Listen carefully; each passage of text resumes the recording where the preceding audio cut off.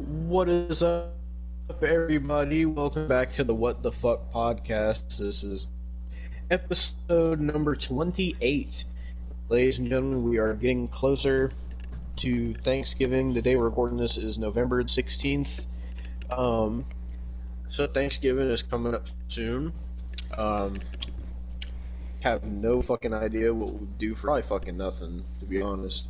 Yeah. But that being said, so I'm gonna be straight up honest with everybody. I have no fucking topics this week. I have one topic.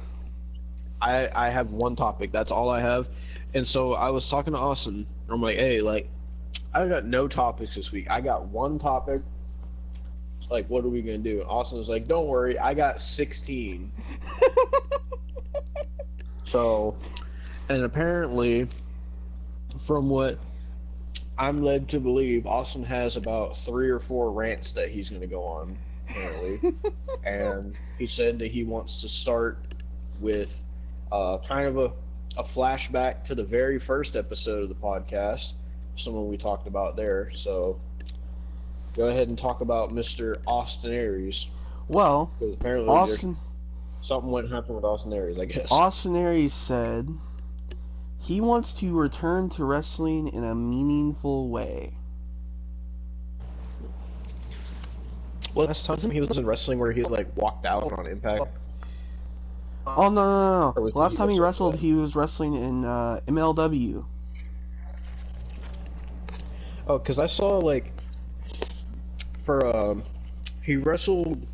I don't remember. I think he wrestled Johnny Impact, or he wrestled somebody for the Impact title, and he lost. Like, but he like as soon as he lost, he no-sold it and like walked out of Impact. Yeah. That was like the last time I seen Austin Aries wrestle. Here's my problem here. A lot of wrestling companies are requiring you to get vaccinated. Now, Austin Aries believes because he deep-throated bananas all his fucking life. Oh yeah, isn't he vegan? Yep. That Something? vaccinations don't work and they're a government lie.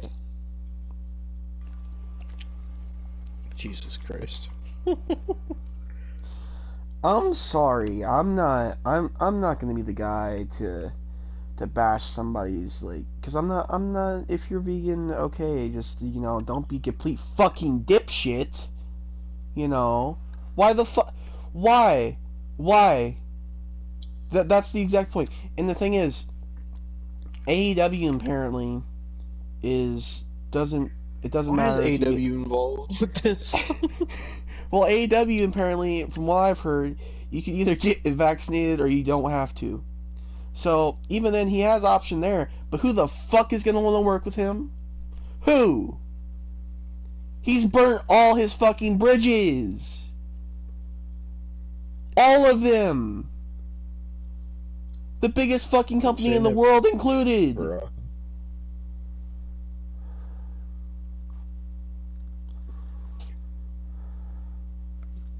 Left Like- it, then you get fired. What'd you say? I said, didn't he get fired from WWE? Yes, he got fired from WWE. He quit Impact multiple fucking times.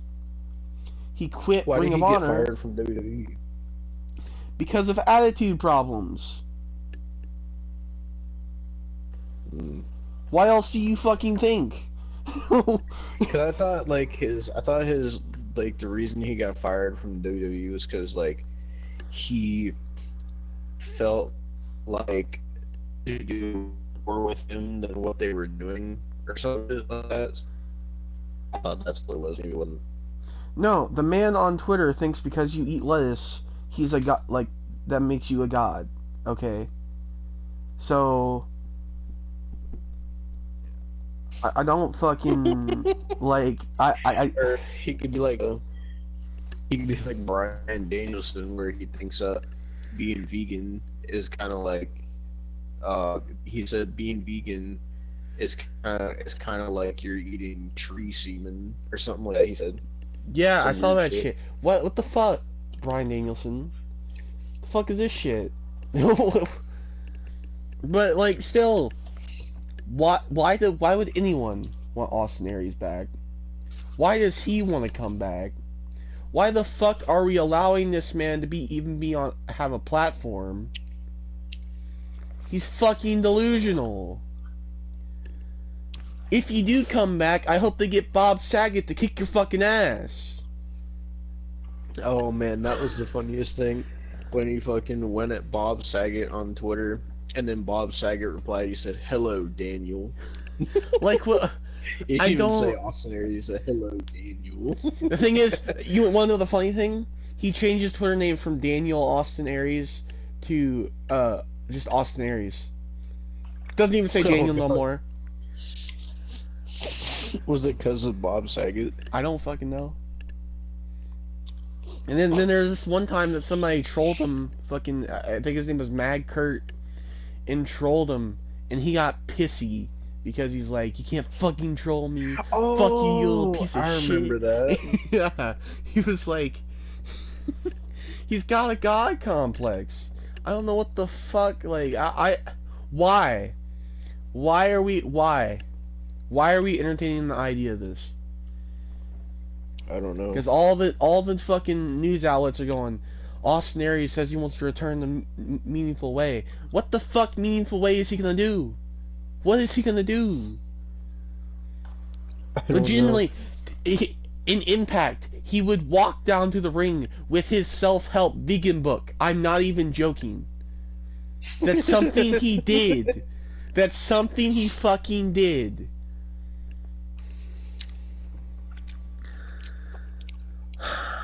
He would push the veganism down people's throats. And this is also the same man who says that COVID-19 is just fucking... He's one of those people that say it's like from the goddamn satellites and some shit. And that's why it's affecting us or what the fuck ever. Like, that's legitimately what he says. Like, oh my god. What the fuck?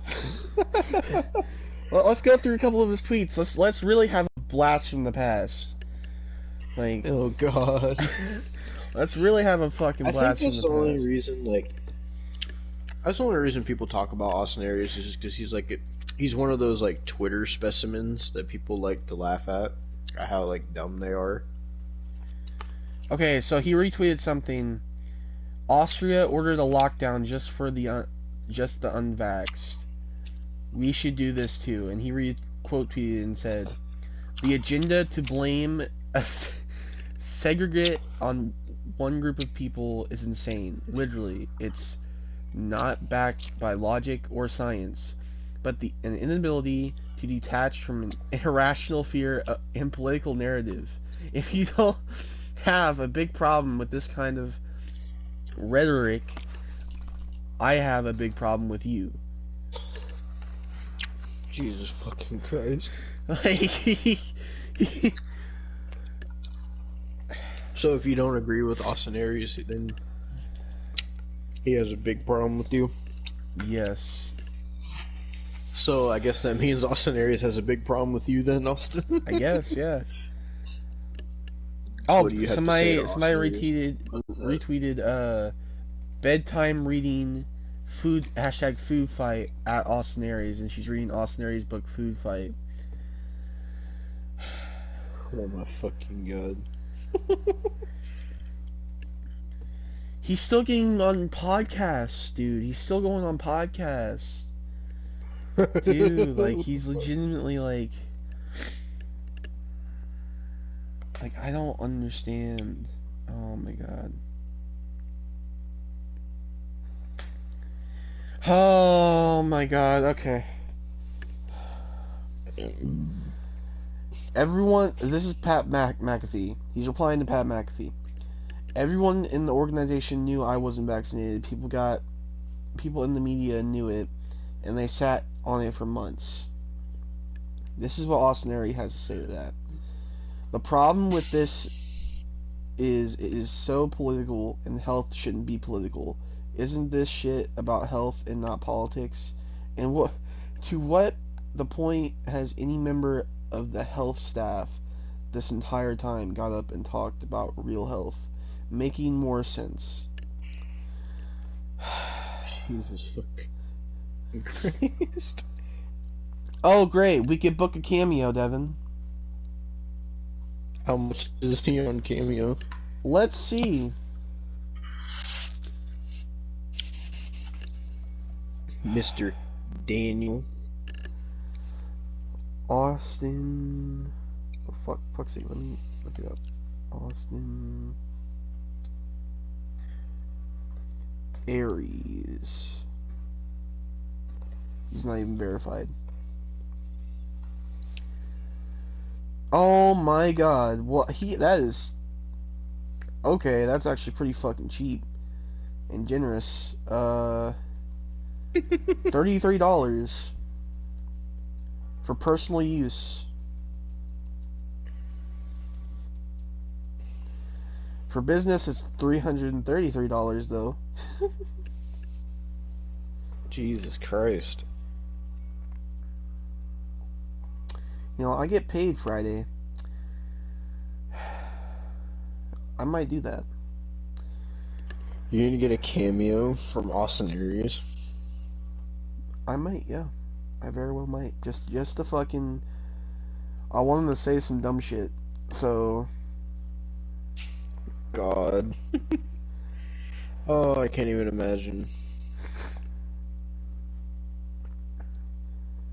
Oh, God.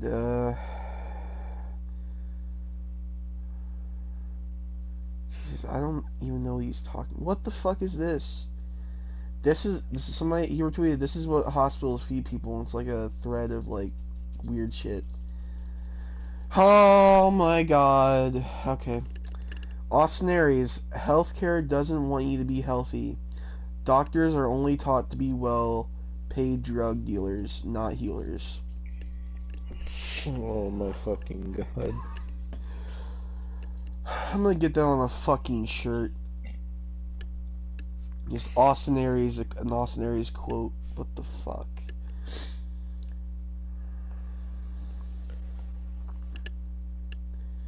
Jesus Christ, dude. Oh my god, he's actually wrestling. Where He's okay, it's called Full Deck. And it's a pay-per-view with people with Davey Richards and Rhino and a bunch of jobbers. Oh, Saturday, God. September 25th, 2021. This is a long time ago, but that's when it is. It doesn't tell me where it is.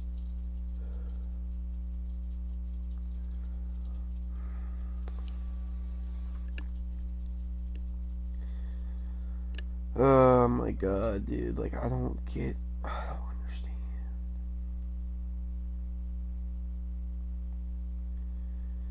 What the fuck?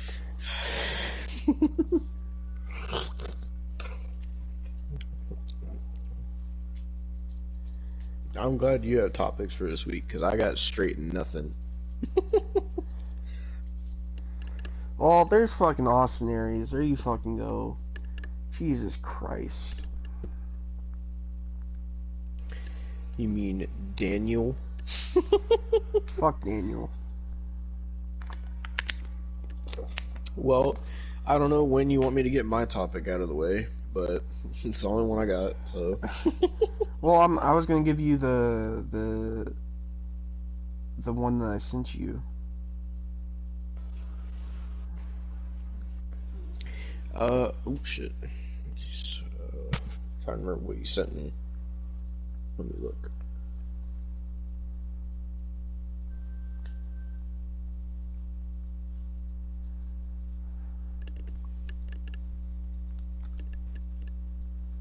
What the fuck did you send me? Did I not send you a link? No. I sent you. Okay, it's above all the Maria Canelos photos you sent me. I was getting Austin to simp. Oh, okay. I didn't see it. Okay. I'm trying to fucking click on the damn thing. The Halo TV series. Yeah, we'll talk about it later. I'm watching the teaser right now.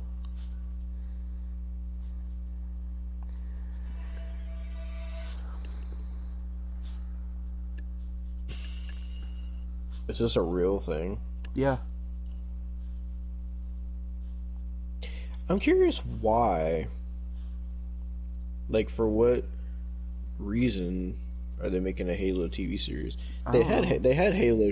Not well, it wasn't like a show, but they made like Halo movies and stuff before. Yeah. Okay, all they showed was just Master Chief and the Halo logo, and then they put fucking Paramount Plus. It says coming 2022. Yeah. I mean, I hope it's good, but I'm still curious as to like why they decided to go with a Halo TV series of anything, like any TV series they could make. I don't know. I mean, if it's good, I'll watch it. It just depends on if it's fucking good or not. Yeah, well, I guess we can get into Nickacado, Avacado. Dear God. Austin Well, mentioned something about Meat Canyon, and I fucking wanted to throw up. If you don't know, we did a video on Austin's channel. It's called reacting to this top 10 scariest videos on YouTube or some shit like that. And there's a couple Meat Canyon videos in there. If you don't know who Meat Canyon is, he's this YouTuber that makes these horrifying animations. They're disgusting, and people fucking love it. And so in that video we watched, there was a regular show one, and then there was a Bugs Bunny one. And now, apparently, from what Austin tells me, there is a Nickacado Avacado one. Is this correct? Yes, this is the first. And beef. apparently, I'm gonna have to watch this shit. So this apparently. is the first beef Nickacado Avocado got into this week. This the first thumbnail. I don't even want to click on this, man. Why is his hair like that? Oh my god. Doesn't this look good? Okay. I got an ad. Good, you're giving him money for this shit. Smile Direct Club is 60% less Why? Invisalign. It's so much more. Doesn't this Oh. You know, I was gonna go get some more food, but I really don't want to eat while I watch this. Well, this is the first beef Nickacado Avocado had of 3 this week. Why is he in so much beef? I don't know. He was in a beef with Charlie, aka Penguin Zero or Critical, but like he was in a beef with him, and then now he's in a beef with Meat Canyon, and who else was he in a beef with? Corey X Kinchin and that vegan teacher. Why? Can you explain the Meat Canyon one first? Since we're gonna Okay, watch so this shit. Meat Canyon just made this video, and Nickacado Avocado got offended by it. Is that it? Yep. Jesus Christ. Oh. I just want to get this over with. Why is this 3 minutes, man?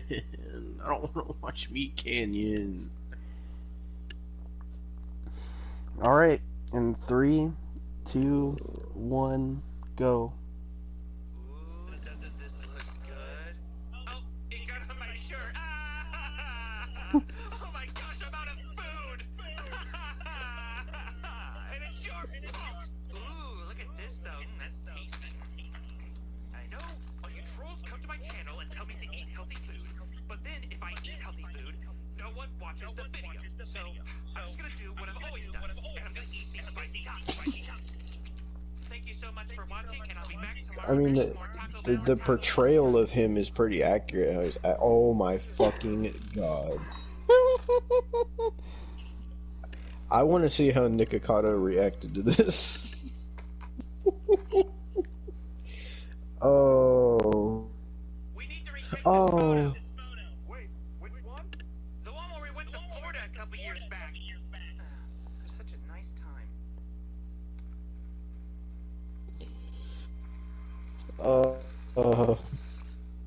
What the fuck?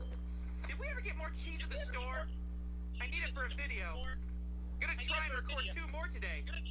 If I keep uploading at this rate, we'll be able to get that house we were looking at. Who knows? Maybe we can even get matching G-Wagons. Oh my god. What'd you say?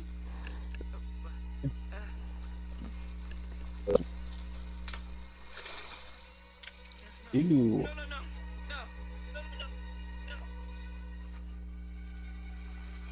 What's happening?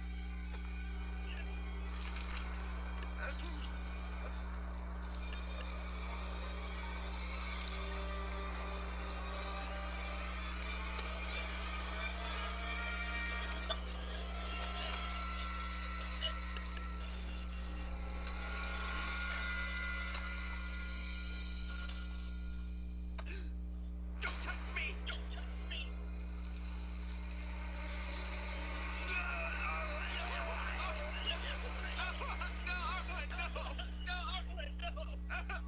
What the fuck?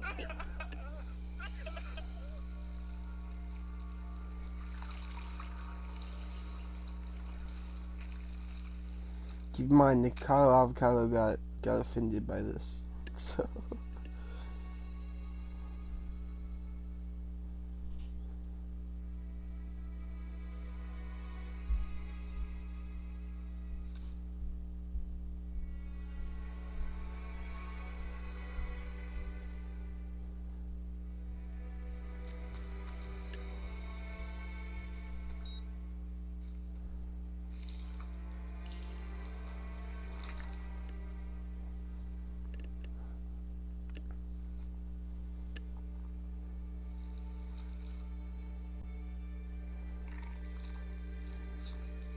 Oh my fucking god, he's eating himself.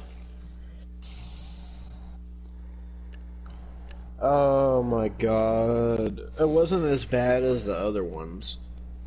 But still, like, what the fuck? What was Nickacado's reaction?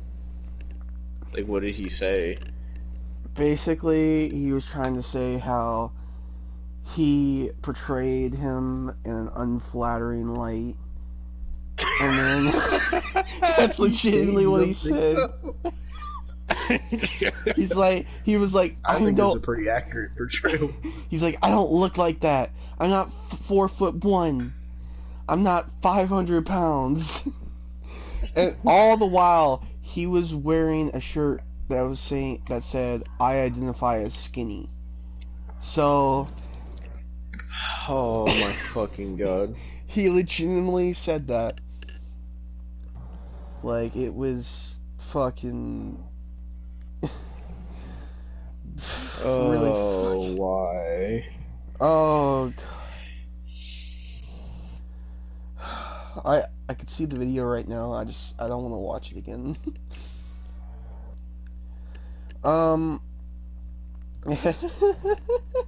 And then he had, well, me Kenny just said it was just like, basically he made the video about that's probably gonna, like, not physically, but that's how mentally, that's how Nickacado is gonna end up.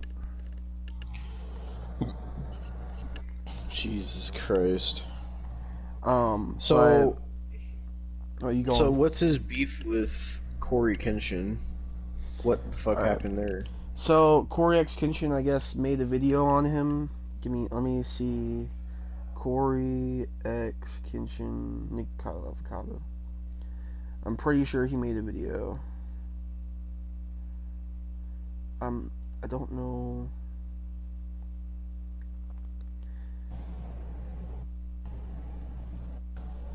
It must have been on his. I don't know where it was. Oh. It was. Oh, it led from the King of Mukbang video. It's called Nickacado Avocado. We need to talk. And he just talked about his response to it. But then Nickacado Avocado got offended, and well, now everybody's calling him racist because he went after Corey X Kenshin.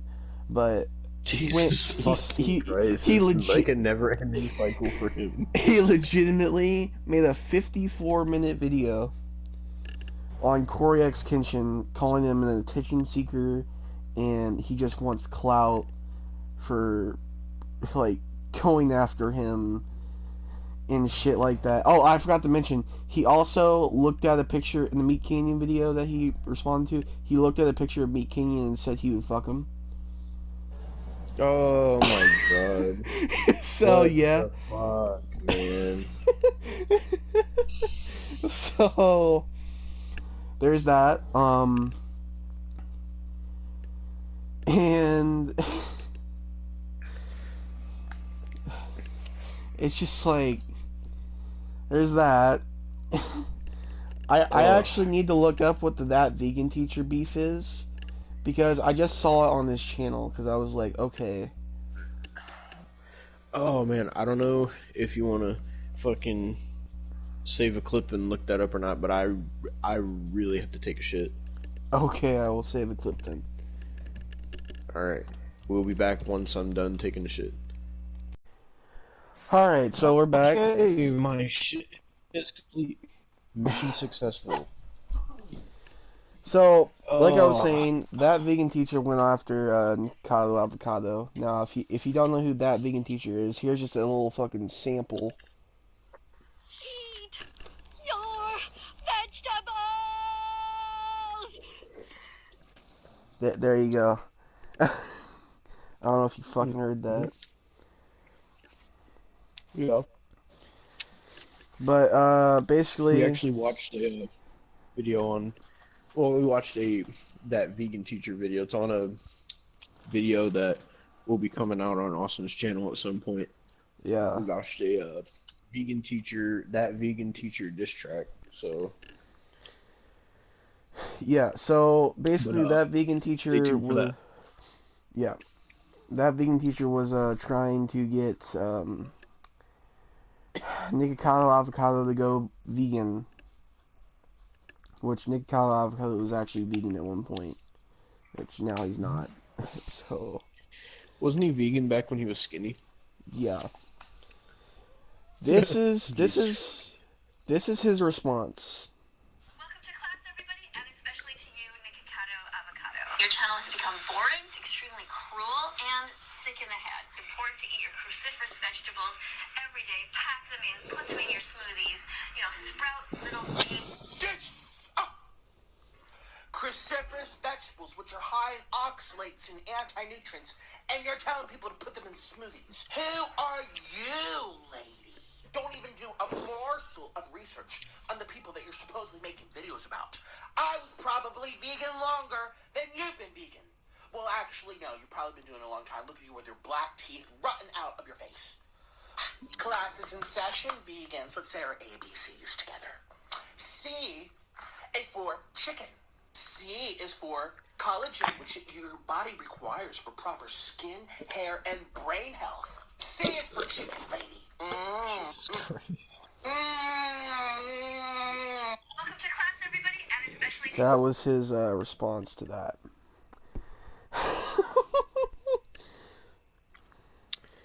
So what's your thought on the whole Nickacado Avocado beefs that have been going on lately? 'Cause I know he had one with Penguin Zero, but I think we talked about that one. Yeah. And if he didn't, I mean, if we didn't talk about that, basically, like, Charlie, made a comment about, he made like a video about Nickacado, basically saying like, when Nick says it's the fans' fault, that he's right, because the fans are the ones who keep like giving him views and stuff, so he's gonna keep doing it, basically. And then Nickacado like took it the wrong way and took things out of context, and then so he went after Charlie, so they had like a back and forth for a while. But Yeah, I mean, Avacado did like 5 videos off of that, by the way. I did not see those, but I mean, that's not the first time Charlie's been in beef with a vegan, though.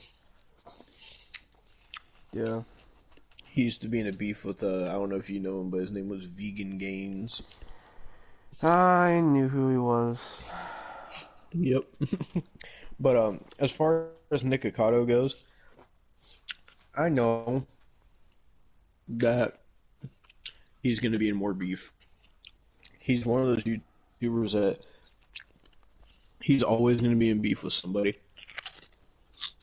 because he lets shit get to him too easily, and he overreacts to everything, and he's way too offended at everything.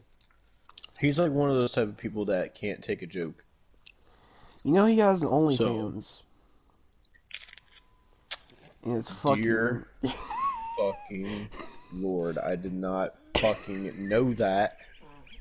Why Yeah, do you have to tell me these horrible things? because I watched a video like a year ago. I think it was Cavos. He, at first he did a video on Belle Delphine's OnlyFans, right? He did a video on Nickacado Avocado's OnlyFans, and he legitimately vomited. I think in the video, I'm pretty sure. Does Nickacado post nudes on there? Yes. Oh my fucking god. How would you know if you weren't on his OnlyFans, Austin? Because Cavos had to blur the shit out. How He much had to- do? I don't remember. I just I know wonder he's. how much he charges. Maybe I can get you that for Christmas. I don't fucking want that. That's fucking cursed.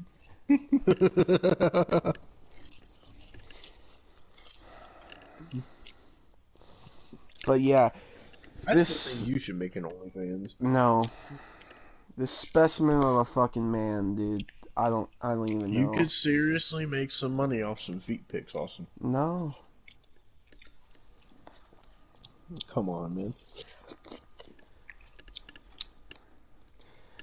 Well, in more news, I don't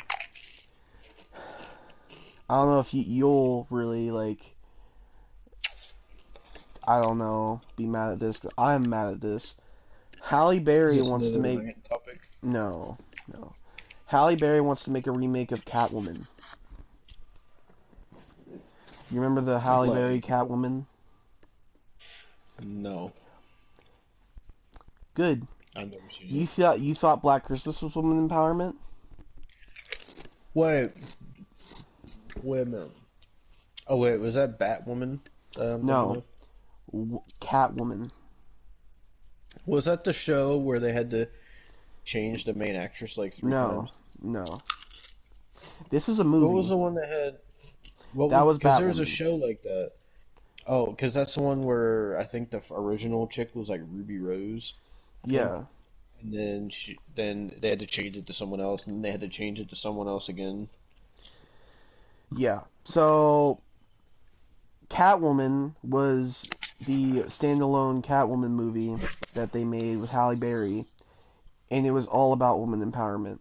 Keep in mind, this came out in like 2004.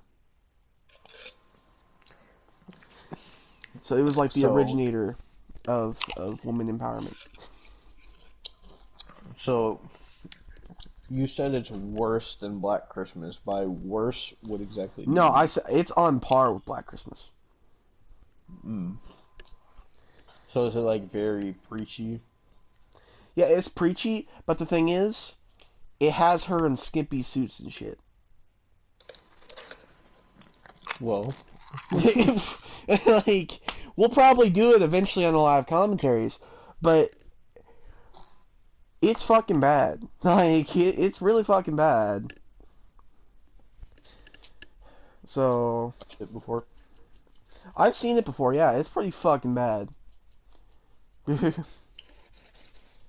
But she wants to make a remake of that. Fuck you, Halle Berry. No. For what reason? Why does she want to remake it? Because she wants I guess a new Catwoman. But the thing is, it doesn't. I'm pretty sure there's supposed to be a Catwoman in the Batman movie. So there's no point. Like there's fucking no point. So they're doing like some Chucky shit where they made the movie for no reason, even though they already had plans to do the TV show. So now she wants to do a Catwoman remake while they already know that Catwoman's going to be in the new Batman movie. Yeah, that's what she wants to do. What the fuck? Well, So dumb. speaking of movies, Disney Plus Day happened.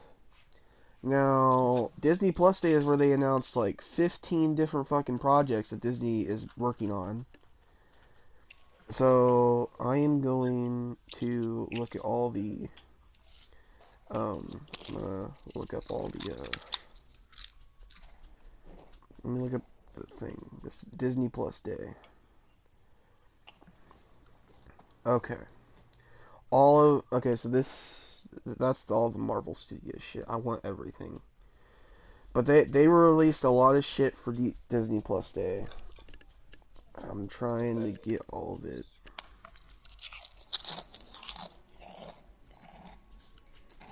God damn it.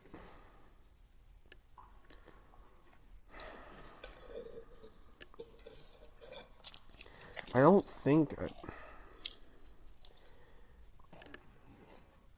Sorry. I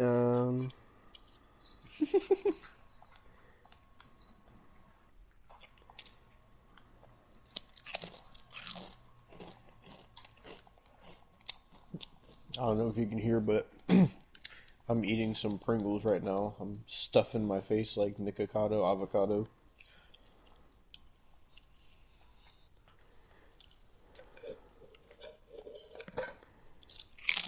Alright.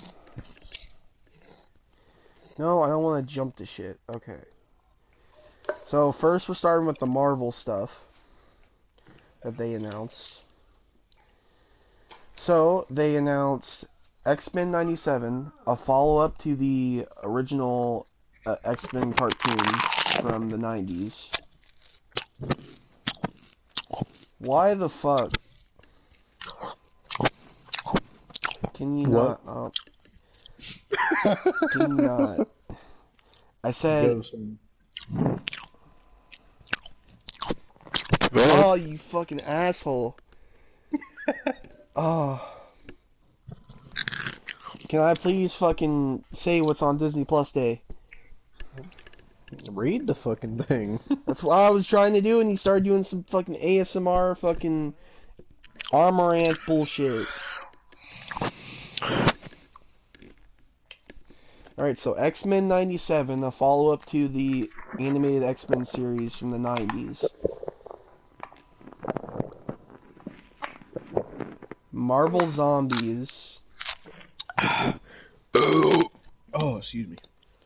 Spider-Man Freshman Year, which is an animated show that's supposed to take place before Captain America Civil War, which was the Tom Holland Spider-Man debut.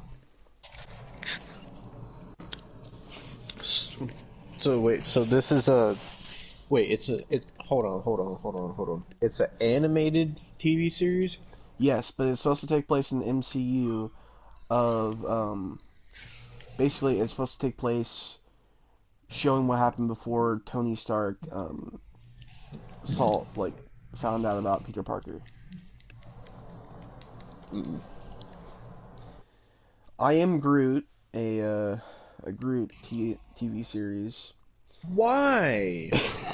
Do people really care about Groot that much?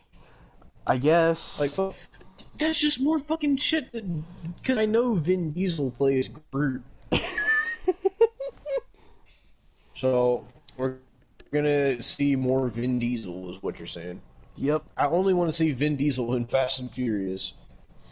What If Season 2, which is their animated show, I couldn't get into it. I heard it's good, but I couldn't get into it. And then their live action stuff coming out. Secret Invasion, which is going to have Nick Fury. She-Hulk. Agatha, House of Harkness. Who named the kid Agatha? I don't know. Ironheart, Echo.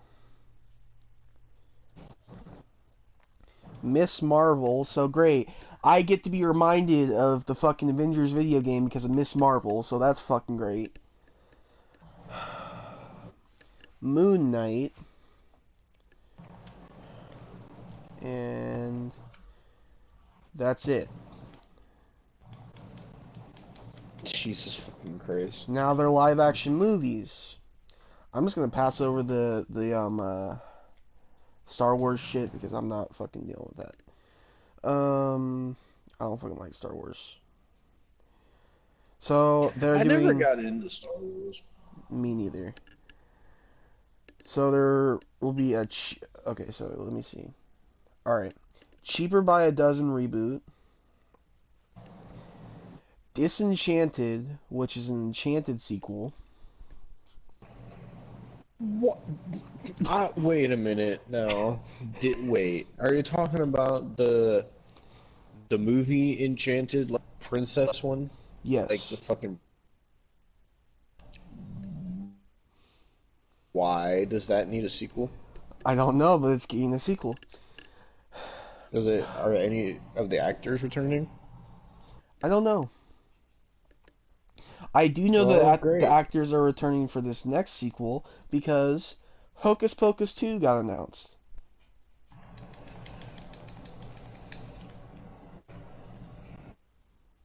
Yeah. and then the icing on the cake, a live action Pinocchio reboot. Yay!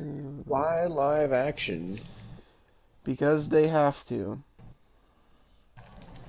Oh, but this is the I don't know if this is the title.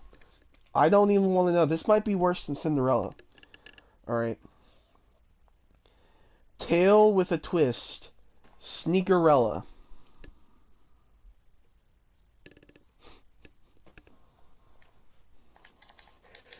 What Sneakerella? What?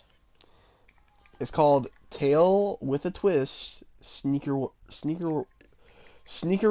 I can't even fucking say it. It's so goddamn obnoxious. So you're telling me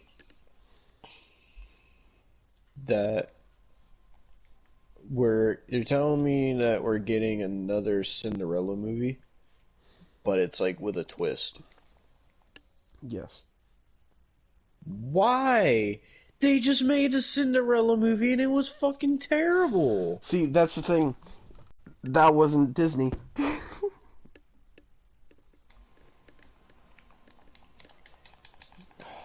God, why? Oh, we're not Don't need done. another Cinderella movie.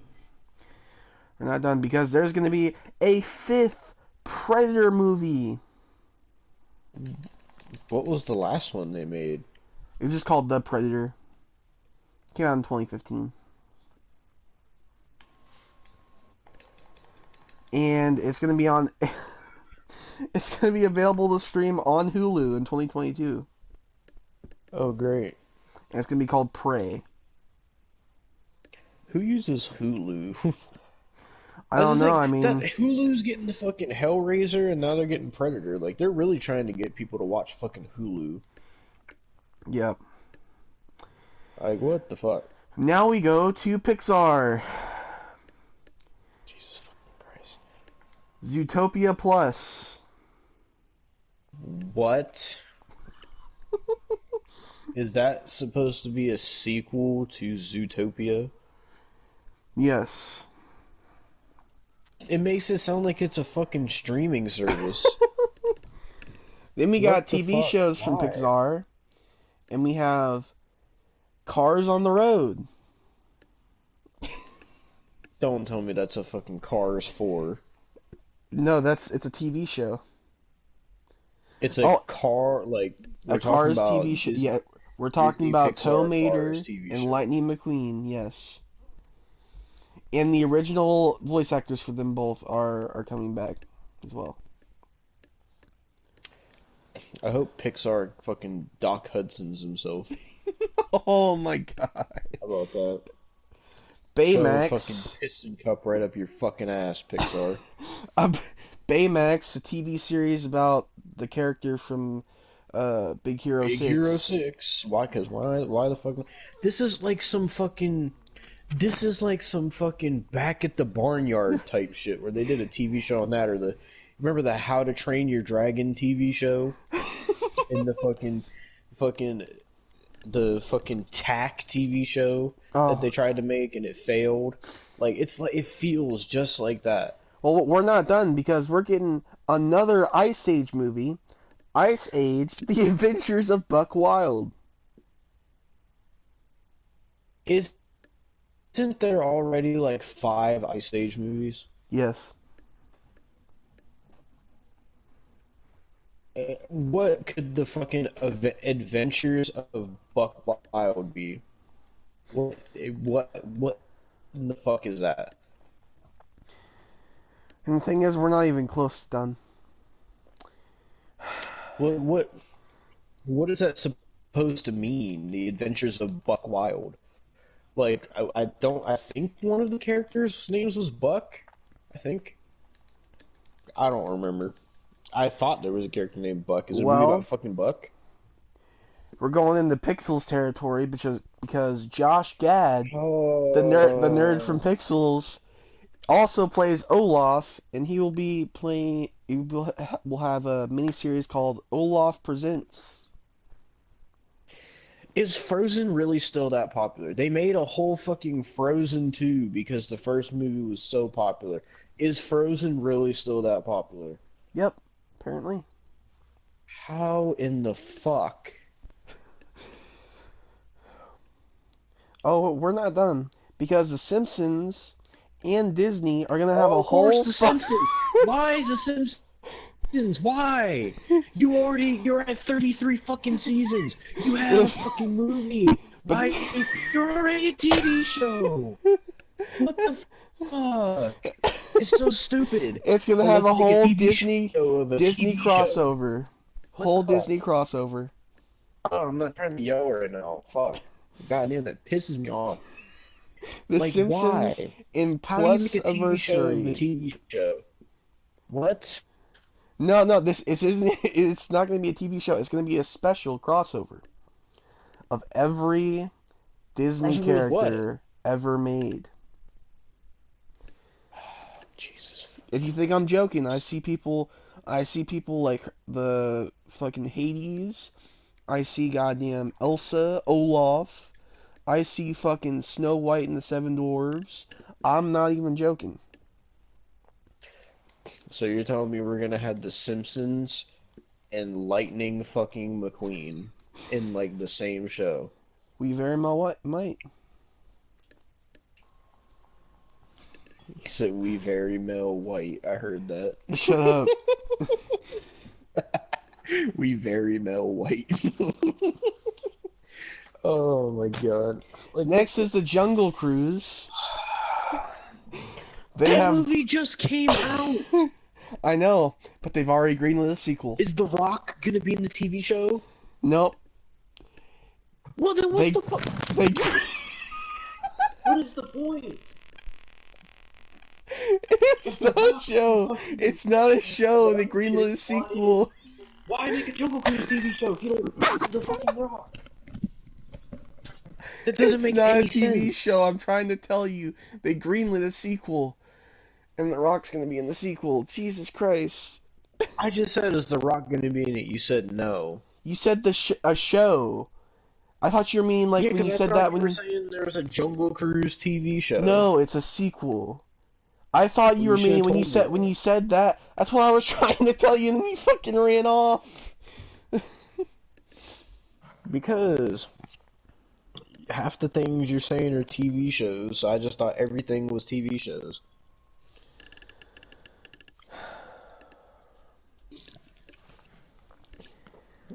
And the last thing, Why are they making this fucking sequel to Jungle Cruise? And It the ju- last thing literally that they just came out, announced- like, chill. the last thing that they announced is, remember Home Sweet Home Alone? Mm-hmm. Hasn't even came out yet, and they greenlit a sequel. What? How? I don't know. What are they gonna... They just released the trailer for it. We reacted to it like 2 weeks ago. I know. That's like for fucking Spider-Man No Way Home. Or that they fucking... Like, imagine, like, right now, Spider-Man No Way Home isn't out yet. It comes out next month. And imagine they greenlight a sequel. Like, you can't... I mean, of course, it's different because the Home Alone now is going to be straight to DVD, I think, isn't it? Or It's Disney is Plus Home Sweet exclusive. Home Alone. Oh, well, whatever. Nobody's going to watch it anyway. But... Like, Oh no, I've seen some hype about it on Twitter. That was like the most hype thing that they had, apparently. One of the most hype things that's that they had. fucking Twitter.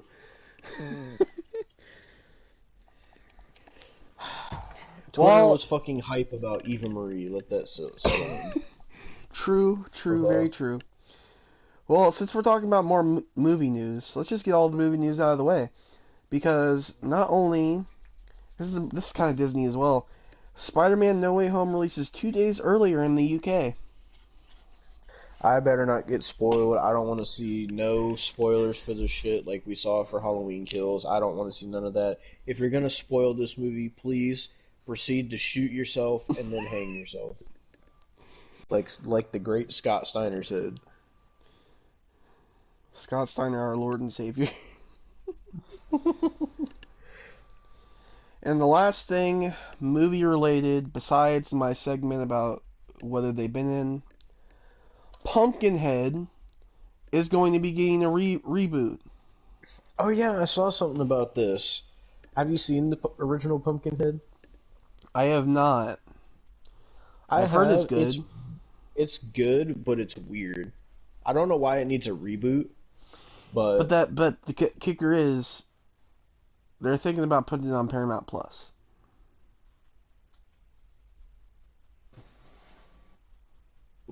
Did the first movie have anything to do with Paramount? I don't remember or not. Let me look it up, because now I'm fucking like, what sense would it make? The thing is, I'm scared about though is if they put it on Paramount Plus. Here's the thing. They put the new Paranormal Activity movie on Paramount Plus, and that thing tanked. Let's see. Pumpkinhead 1988. Who was it made by? Oh, not the fucking... I don't care about the director. What studio was it? Oh my fucking god, there's a whole Pumpkinhead franchise. Oh, you didn't know that? Pumpkinhead 2, Blood Wings, Pumpkinhead Ashes to Ashes, Pumpkinhead 4, Blood Feud.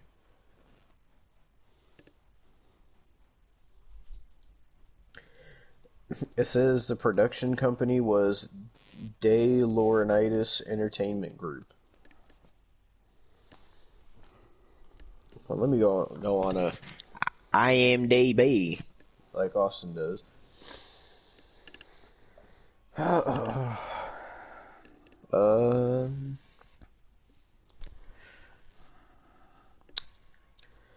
Okay. Where on IMDb does it say who made it? Like what studio?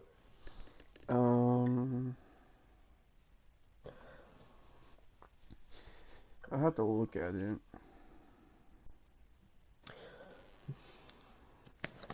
It would be...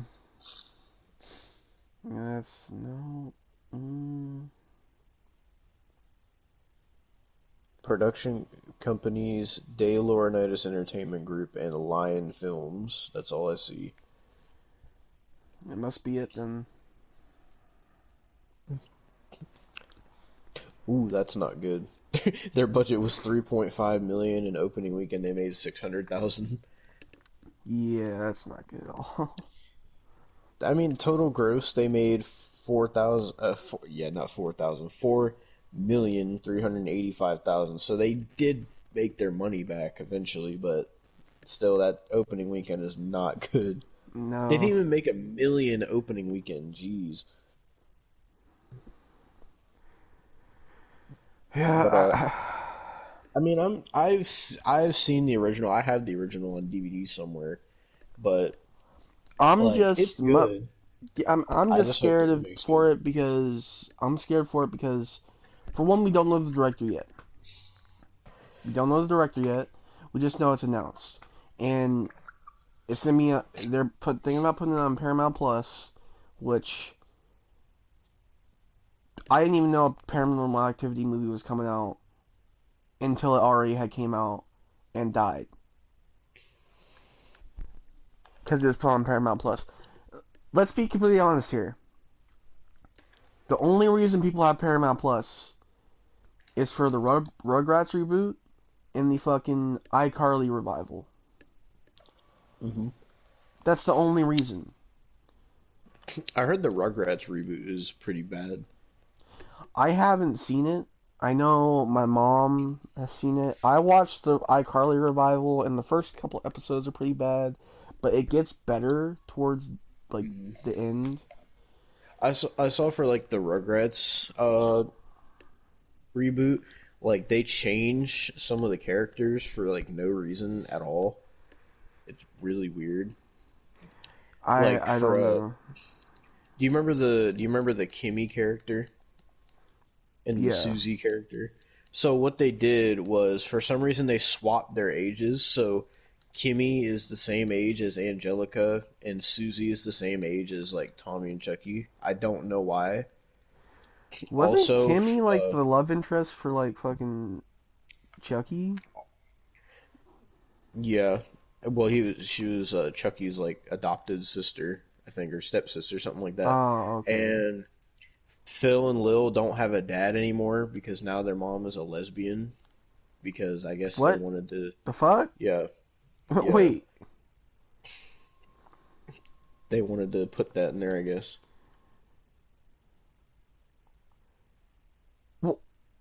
Why? It's What? fucking Rugrats! Did you just look it up? No, just hearing that just pisses me off. It's legitimately a show for younger kids. Why the fuck are we doing this now? Also, if I remember correctly, they have like updated technology and stuff. So like, there's like an episode where Angelica like orders a shitload of stuff from like Amazon Prime, or well, it's their version of like Amazon Prime. Great. But there's like, oh, also Tommy's brother Dill is not in it either. I heard about that. Um, I'm trying to remember what else they changed. Ah, fuck, I don't remember. Great. But Austin Artist like review they, coming soon. oh god. But like they fuck no, also I was thinking of. They just made like weird changes like that don't really make any sense at all. Like they have like I said, updated technology and stuff. Like they have like smartphones and shit like that. Um, I'm pretty. Oh yeah, that's another change. You remember Tommy's mom, Dee Dee? Yes. Oh shit. So she does live streaming on like YouTube and stuff. Well, it's not called YouTube, but she Why? streams. I forget what she streams, but it's either like cooking or like therapy or is something like that. She like she live streams Why? because I genuinely don't know. I don't know. How the fuck are we doing this to Rugrats, dude? Come on. Like, come on. I like how this topic just changed to like you being angry at Rugrats. But it's the fact of the matter is it doesn't need to. Oh, fuck. I need to process this. We'll be back for Stranger Things. Alright, it's time to get to Stranger Things for the week. So if I sound tired, it's because we're recording this on a different day, and I fucking got no sleep, and I worked an 8.5 hour shift, so I'm fucking completely fucking tired right now. So I feel pretty fucked right now. But yeah, so this week we had Stranger Things Season 3, Episode 6. Oh my fucking god, what was the title? Something that we both can't pronounce. It was... I don't even know. I'm not even gonna try to pronounce it. But, so, the episode started, I'm so out of it right now. The episode started off with, Dustin, Steve, Erica, and Robin in the government facility. Not the government, the fucking Russian facility. And, because we saw at the end of the last episode that, they found the, like, laser that they're using to open the Upside Down. And then, so the alarm ends up getting triggered, and the Russians chase them, and eventually they capture Steve and Robin, but Dustin and Erica get away. And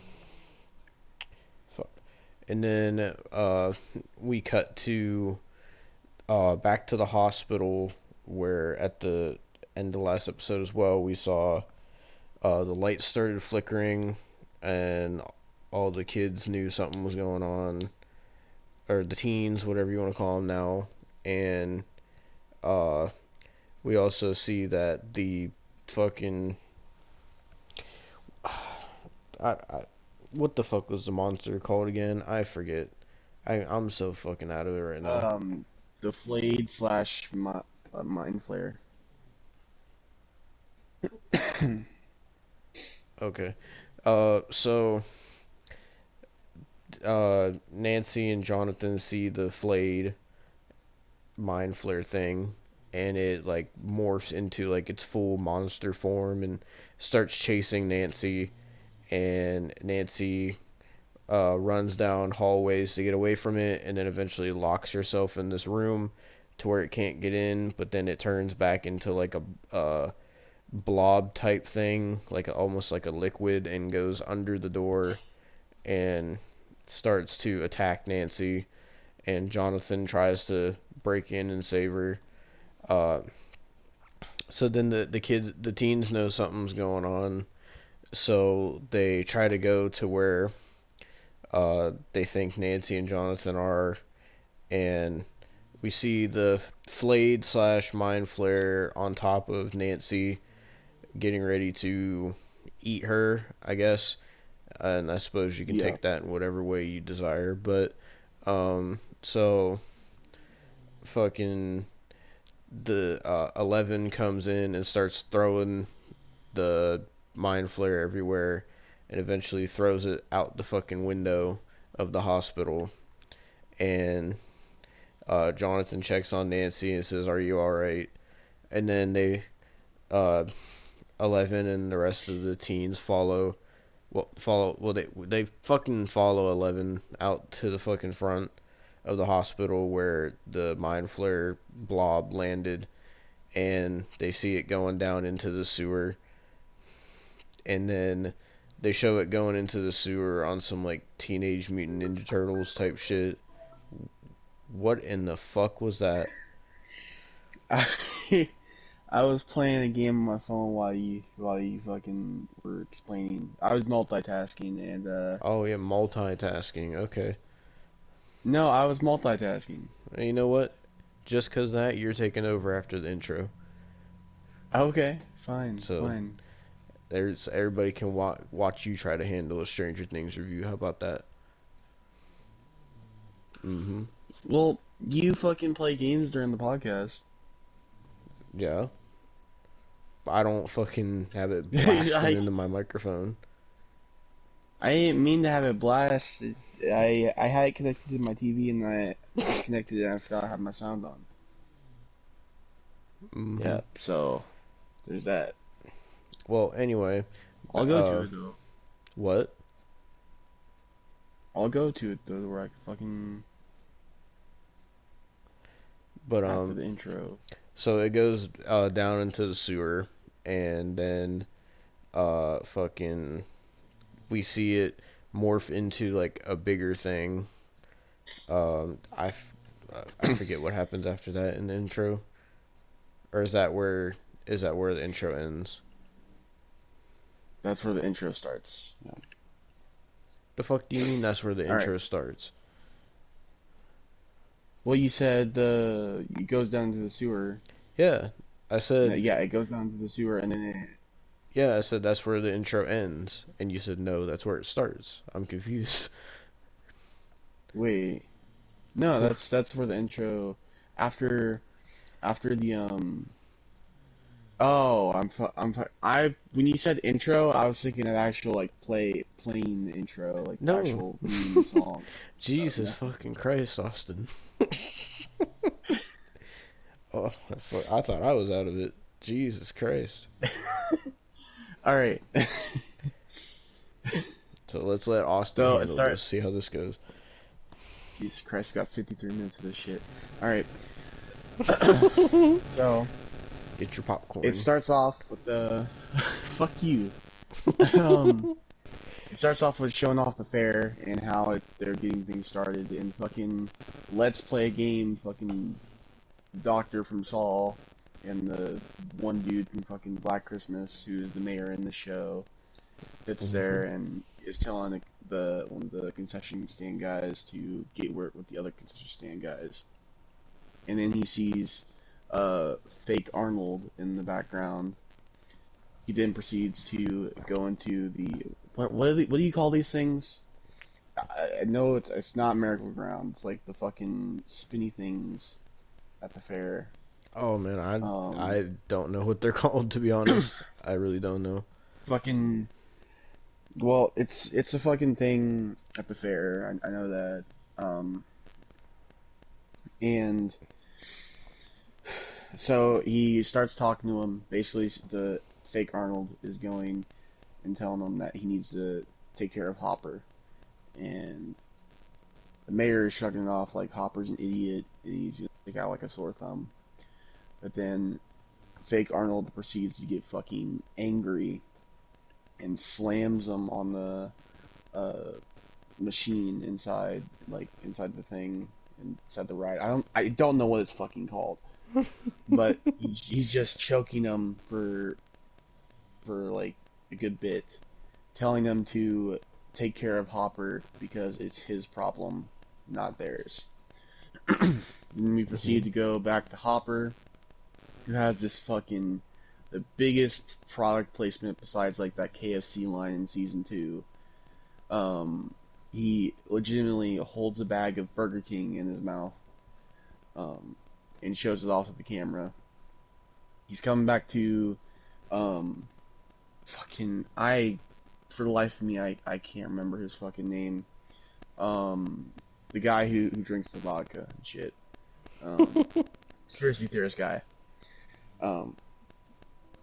So he goes back to that place and gets Alexei, the Russian guy, a Slurpee and Burger King, and gives it to him while he's watching Woody Woodpecker.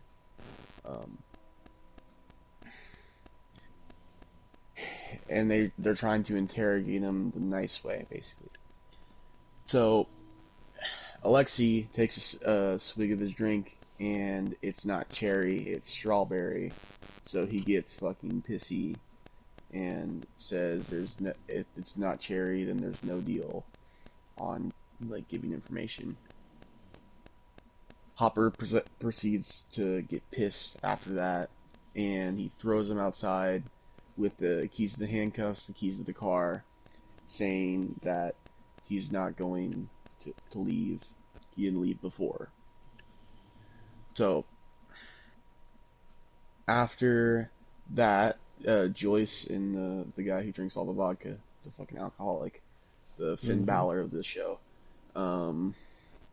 sits there and is telling them that he's gonna leave, he's gonna escape, and it looks like he's going to escape, but then he backs up and in Russian he says, "I like strawberry too." Then we go on to Dustin and Erica in the vents, and Dustin is trying to get the fans in the vents to turn off. So he proceeds to talk to Erica while he's doing that. And Erica calls him a nerd, and then he shrugs it off and says something that he needs to figure out something math-wise. So she actually figures out the equation in a matter of seconds.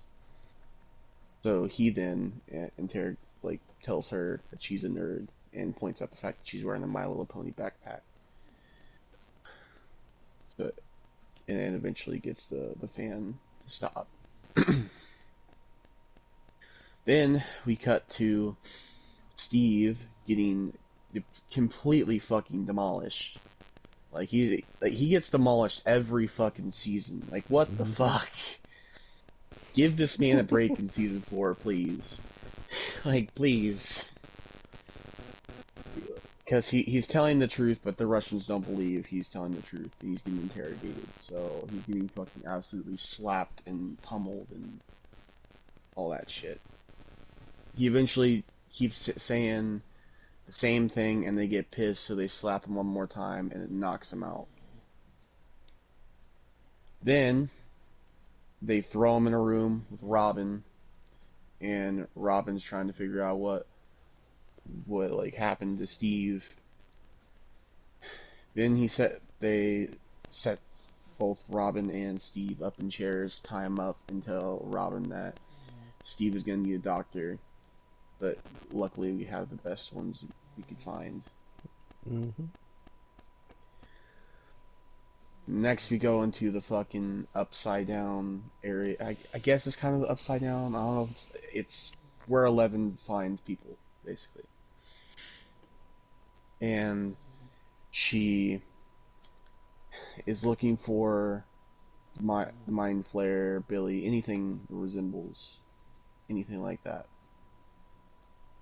So, while she's doing that, the kids are talking amongst each other, along with Nancy and Jonathan are trying to call places that have all the, mulch and shit that the Mind Flayer and the Flay are eating and feeding themselves on.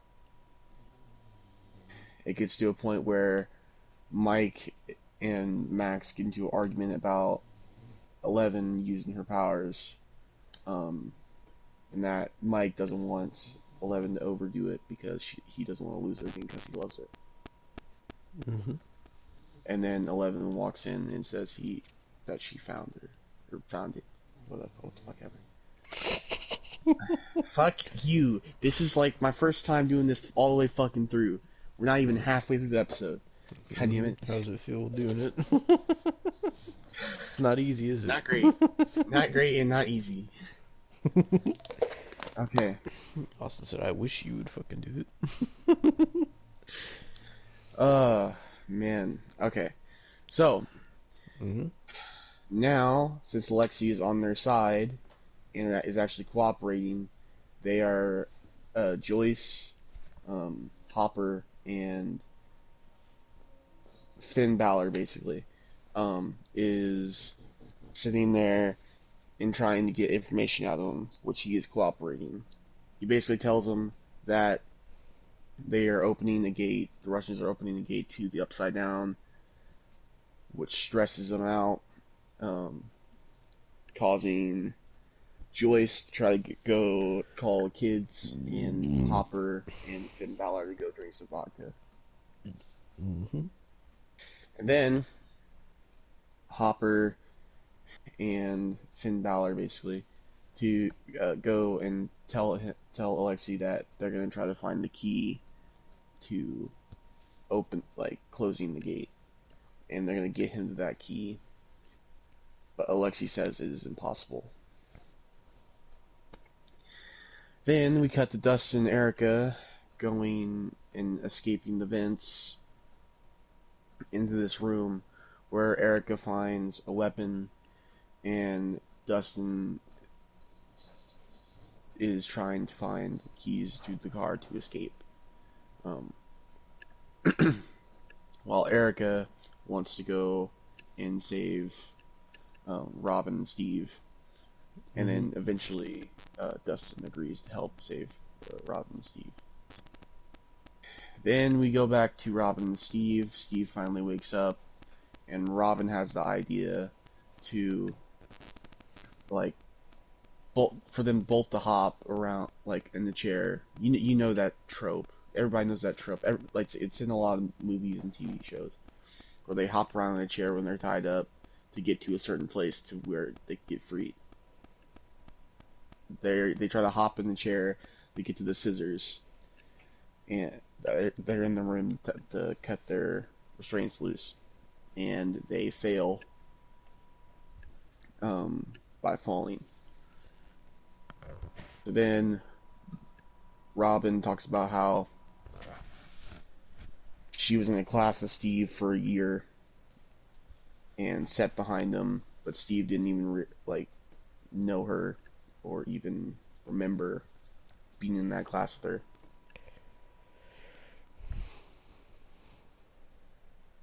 her. And Steve says that he wishes he knew her in that class. Then the Russians come back in, pick him up, put him back to where they're right side up, and they inject Steve and Robin with this drug. Then we go back to 11, back in her mind, and she's looking to see exactly where Billy is. And then she gets some water out of the sink. Then sees Lucky Charms, so she immediately thinks rainbow, all that shit from her mom, and gets the idea to actually connect with Billy to see what has happened, basically. Mm-hmm. And she goes in, and she sees that Billy is just standing there, or sitting there, I should say. And she goes into his mind. She then goes on a beach, which is a distant memory of Billy's, and sees his mom. And sees a younger him going and surfing on the beach in California. Then she goes towards the source. Then we see Hopper relaying a message to his police force from the library, and the librarian doesn't take him seriously. So Julius takes the phone and sits there and makes him take it seriously by yelling at him to where the police force will actually get the message. Then we see that Robin and Steve are both on heavy fucking drugs, where they are loosened up to say things, which they're already telling the truth, so it doesn't really matter in the first place, but the Russians don't know that. So the Russians ask the question, who do you work for, where are you from, whatever. And they just say the same thing that they've been saying, and then some. And then Dustin and Erica save them both. Then 11 goes to goes more towards the source, sees memories of his dad hitting his mom leaving, and then starts seeing the memory of how he became this way. And she knows the location now. So they find the location, but then when 11 tries to leave, she gets transported by Billy, because now Billy and the rest of the Flay know where they are. And now everybody in the Flay they're flayed. I guess flay would be a plural, I guess. But everybody in the flayed turn into a physical form of the Mind Flayer and create this giant fucking version of the Mind Flayer. Mm-hmm. And then that's where it ends. Yes, sir. That was your Stranger Things. It was a pretty good episode. I don't like doing that. Oh, my fucking throat. Jesus Christ. Now you know how I felt the past 2 seasons. I figured I'd let you take the helm this week since I'm so fucking tired. But it worked, but fuck, Jesus. Yep, that was Stranger Things Season 3, Episode 6, the fucking title that I can't fucking pronounce. And next is Episode 7, which I think is called The Bite, I think. Yes, The Bite. And then after that we have the finale. So... and then we'll be done with Stranger Things for now. Yep, until Season 4 comes out. Yeah. So, overall, it was a good episode. It's building more and more to the climax, which will be Episode 8. And so I'm really curious what is going to happen in the finale. So, it's getting me excited for it. But, yeah. That was your very tired Stranger Things for the week. And, back to the podcast where we'll sound a lot more lively. Yeah. So, Alright. Well, that was Stranger Things Season 3, Episode 6. Got 2 more episodes and we're done with Season 3. Yes. So are you cooled down now from fucking Rugrats? I wasn't heated, like I was pissed, but like I wasn't fucking, I was just confused, like why? Let's not go back on that fucking topic, and let's talk about some wrestling, because we haven't really talked about wrestling too much today, which is a rarity. Oh, so Alexa Bliss. Okay. Austin told me he's gonna rant on Alexa Bliss, which I've never heard Austin intentionally rant on Alexa Bliss before. So what happened to your simp goddess? Nah. So basically, I kind of got the point of what the, like, I follow this girl called Girl on Camera. I've talked about her before on the podcast because of the Joe Janela situation, how she, like, fucking burned him and shit. But, legitimately, so she points out a good point about how Alexa Bliss is, like, obviously, Alexa Bliss has younger fans. She has her older fans. Yeah, we get that. Your fucking stalker fans and shit. And her simp fans. But she does have her younger fans. So Hashtag remember Albert Little. I remember that shit. Remember fucking Lightning the Queer. Yeah. God. But, besides the point, she was making a good point about how Alexa Bliss probably shouldn't, if she's all about body positivity, she shouldn't Photoshop her photos. I mean, it's not like a fucking Nia Jax situation. Jesus Christ, that's too much body positivity. But The It's like fact is, Nickacado avocado level. that's a fucking match made in hell, right there. But what I'm trying to say is basically Alexa Bliss was photoshopping her photos to show more of her ass, which So is that true? it legitimately was true. Yeah, you could fucking tell. Basically, what she pointed out was that she blurred everything and then had like a faded part right by her ass. Wait, Legitimately. like what picture exactly? It was Like what pictures? I don't here. I think she still has it on. I think she still has the thread on her Twitter. Give me a second. Alexa Bliss deleted the photo, so you could tell Alexa Bliss is wrong here. Um, let me. I'm going far down here because this is on Sunday, so she tweets a lot. Holy shit. Okay. God damn.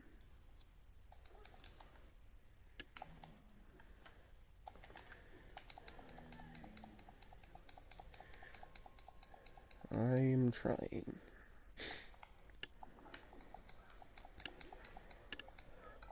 I should have just fucking like saved the photos. I'm not very I thought you competent. already had them saved since you were a simp. No. You admitted that Okay. you were an Alexa simp. Yeah.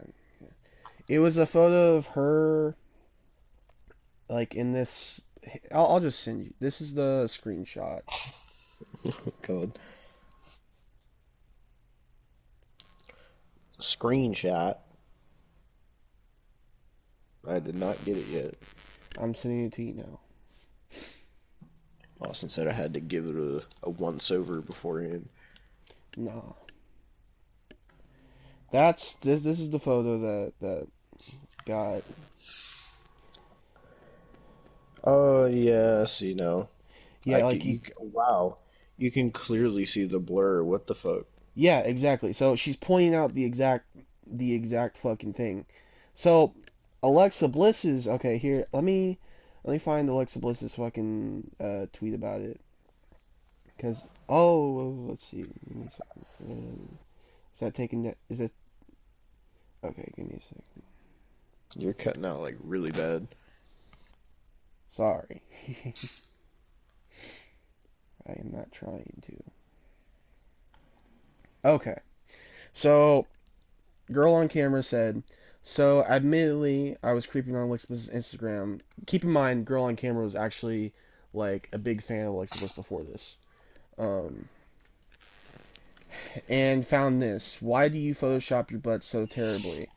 You're an idol to so many young women, and do this. This is embarrassingly bad, and the comments are about your hot ass. This is pretty gross. I mean, all her comments are always about her hot ass, so I'm True. confused. I'm trying to find where did the Alexa Bliss quote tweeted? I think it might have been a quote tweet. It might have been. Oh, I don't fucking know.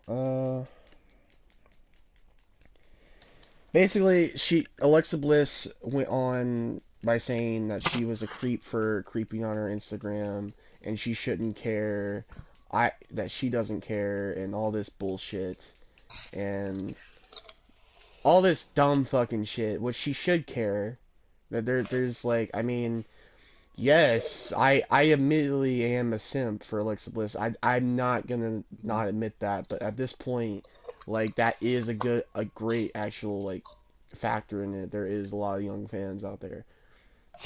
So Shit like that. I want to get an opinion from your simp point of view. So how does it make you feel that she like photoshops her ass pictures?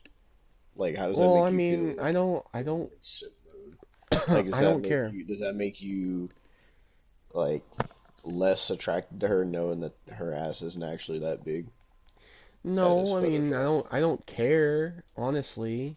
I care about I guess a little bit of the moral high ground, I guess. I don't fucking know. But like the fact is, you don't understand the way she responded. She responded by saying that Girl on Camera was wrong, which she was not, obviously, and basically sent her simps over there. I'm Alexa Bliss simp, and I'm not that much. She sent her super simps over and fucking to attack her and shit, and then blocked her and said, block out the negativity. Anybody that doesn't give a shit about you can go fuck themselves. And all that shit. And she went on a whole fucking rant. And then multiple fucking like people, like I'll read some of the comments here.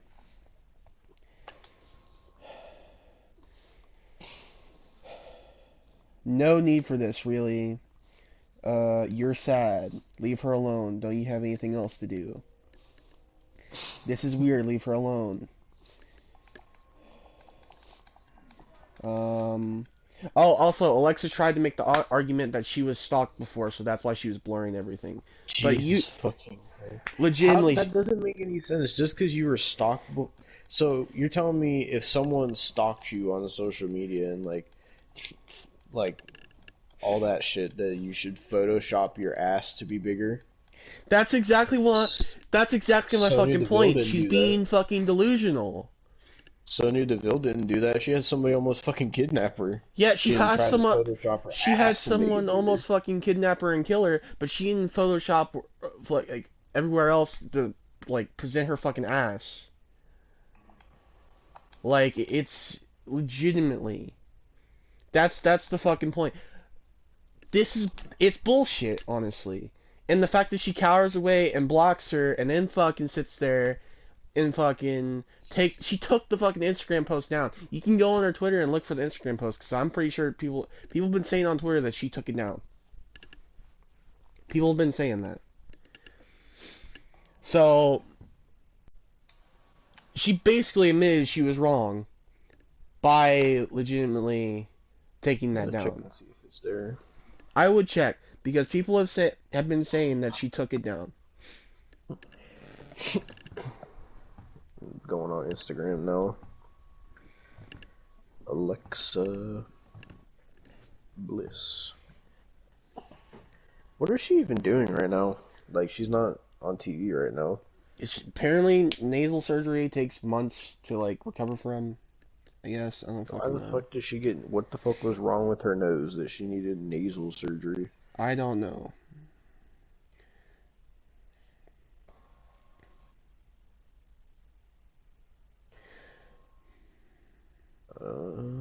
I don't know when that picture was posted.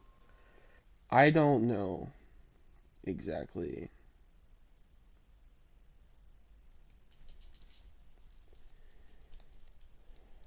Scrolling, I don't see it.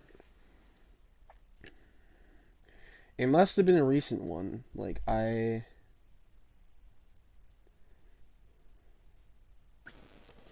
Okay, I'm all the way back past WrestleMania now, and I still don't see it.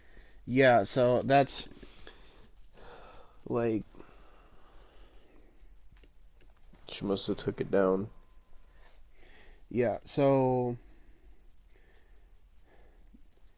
there's so many people that just are defending Alexa Bliss over this.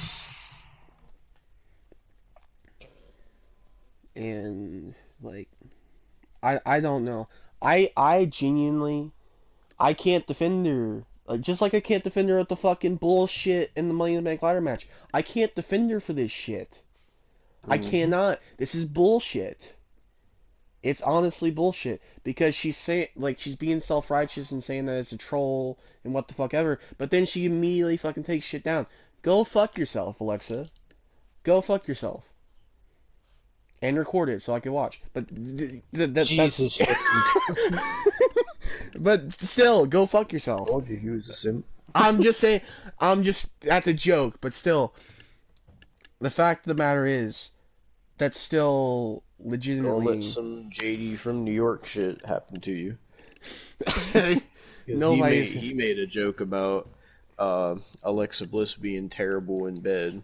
He said, I think he said something like, Alexa is probably as stiff in bed as she is at wrestling, and then Alexis sent her fucking simps after him, and he got death threats, and his fucking elderly parents got death threats and shit.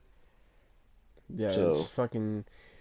It just goes to show that she's being a fucking thanks, dumbass. Alexa. You Great know? way to use your fan base there. Yeah, block out the negativity. Is what she said. Quote. That's what she quoted. Block out the negativity, but send death threats to people's families. Go fuck yourself. Yeah. So,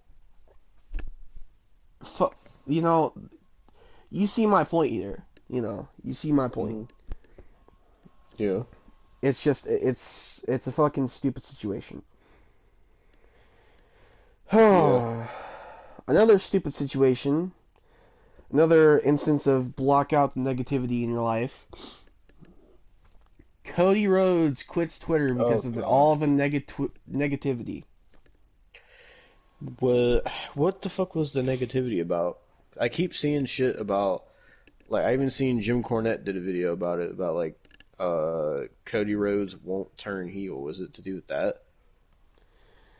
I assume it's because he's been getting booed and everything and like getting told he should turn heel and shit. I assume that's the reason why. But the fact of the matter is he shouldn't have quit Twitter because of it. It's fucking stupid. Like, it's honestly pretty dumb. Like, if the negative, really, really, honestly, you know what you should have quit, Cody? You should have quit filming that god awful fucking reality show than goddamn Twitter, because Twitter is more healthy than that reality shit. Okay, there you go. I can tell you that.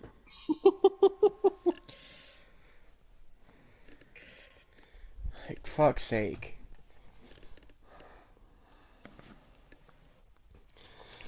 We're going back to wrestling as well, again, because Lance Archer suffers a neck injury. Oh, was that from when he? 'Cause I heard something happen where Did he the like did a moonsault? moonsault. He Yeah. did like a moonsault and then fucked up or something. He landed on the top of his neck.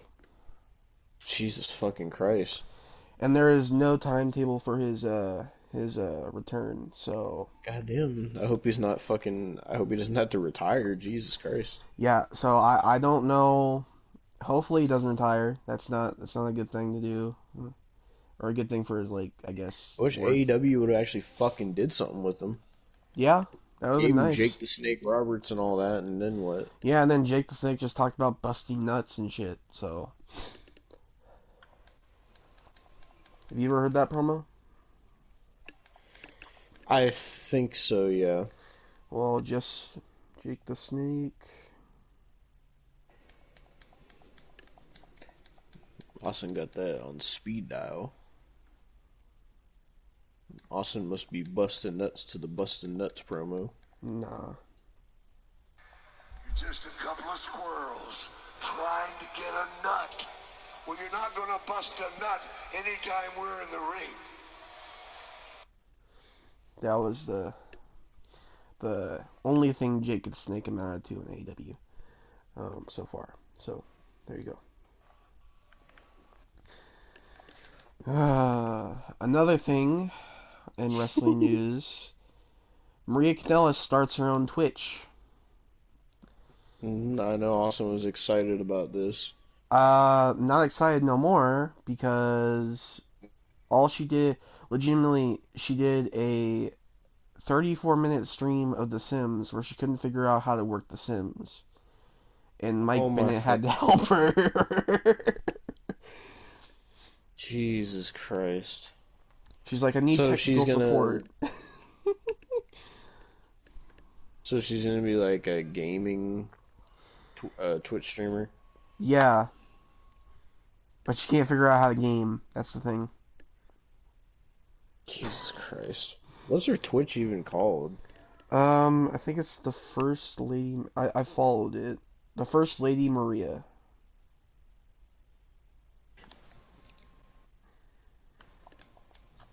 Her first stream was called Milk Money.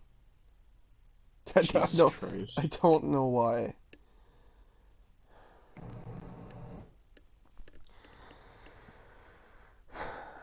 So there's that.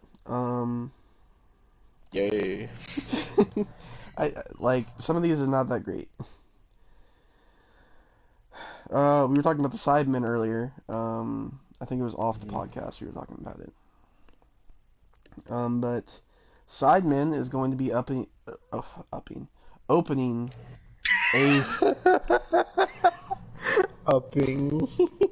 I'm so fucking dumb. Okay, opening a restaurant. They're gonna be opening a restaurant.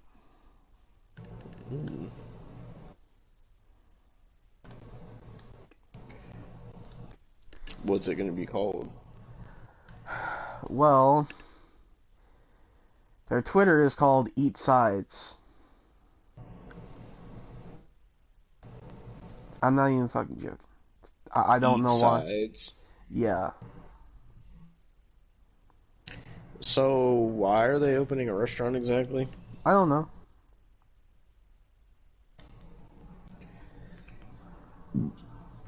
I just hope they open one in America so I can get me some Toby apple juice. What? You don't know about the whole meme about Toby apple juice? No. The only thing Toby drinks is apple juice. Legitimately. Well, I know he doesn't drink alcohol and shit like that. Cause I remember That's him like saying his he doesn't like drink. he only drinks like apple juice. So people are making memes about him having a Toby apple juice at the restaurant. So he doesn't even drink water. He probably drinks water, but like he mainly drinks apple juice. I mean, apple juice is good, but Yeah. that wouldn't be the only thing I drink. People are doing Josh dirty though. They said I want to get a plain Josh burger. Oh my god. I'm surprised they didn't say like some like Josh like aged cheddar or something like that. Or like some like old joke. Yeah, but like they're making a restaurant, so there's that. Yeah, we can talk about who's getting canceled this week because oh my fucking god, Big Bird got canceled this week. People are canceling Big Bird. We can cancel anything now, people. Yep. So the Big Bird Twitter account, which is not, I don't know if just political people just really fucking, I don't even know. But it was political people like doing it because the Big Bird Twitter tweeted about how it got vaccinated and its wing was feeling had a little sting in it, but it was all right. Basically encouraging kids to get vaccinated. Now, you know the people that worship fucking Austin Aries and the people that Austin Aries worships had to go and fucking say something about political brainwashing for kids and shit about getting vaccinated because fucking of course why not, you know, it's fucking great, whatever. I that's why Big Bird got canceled. This is what we're getting to at this point. Yep. Like, what the fuck? Last week we had a tragedy happen, and this week we have Big Bird. What the fuck? What the fuck?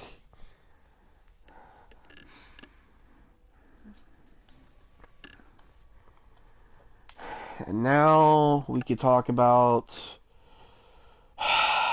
Tony Khan on Nick Gage. Oh yeah, I was wondering why you said we were talking about Tony Khan again. It's like you can't get enough of the guy. No, I fucking hate him. But I saw this article. Let me go to my screenshots. Tony Khan, and I quote, says, TNT executives popped when they learned Nick Gage would be on AEW? Oh no, I can tell how this is gonna go.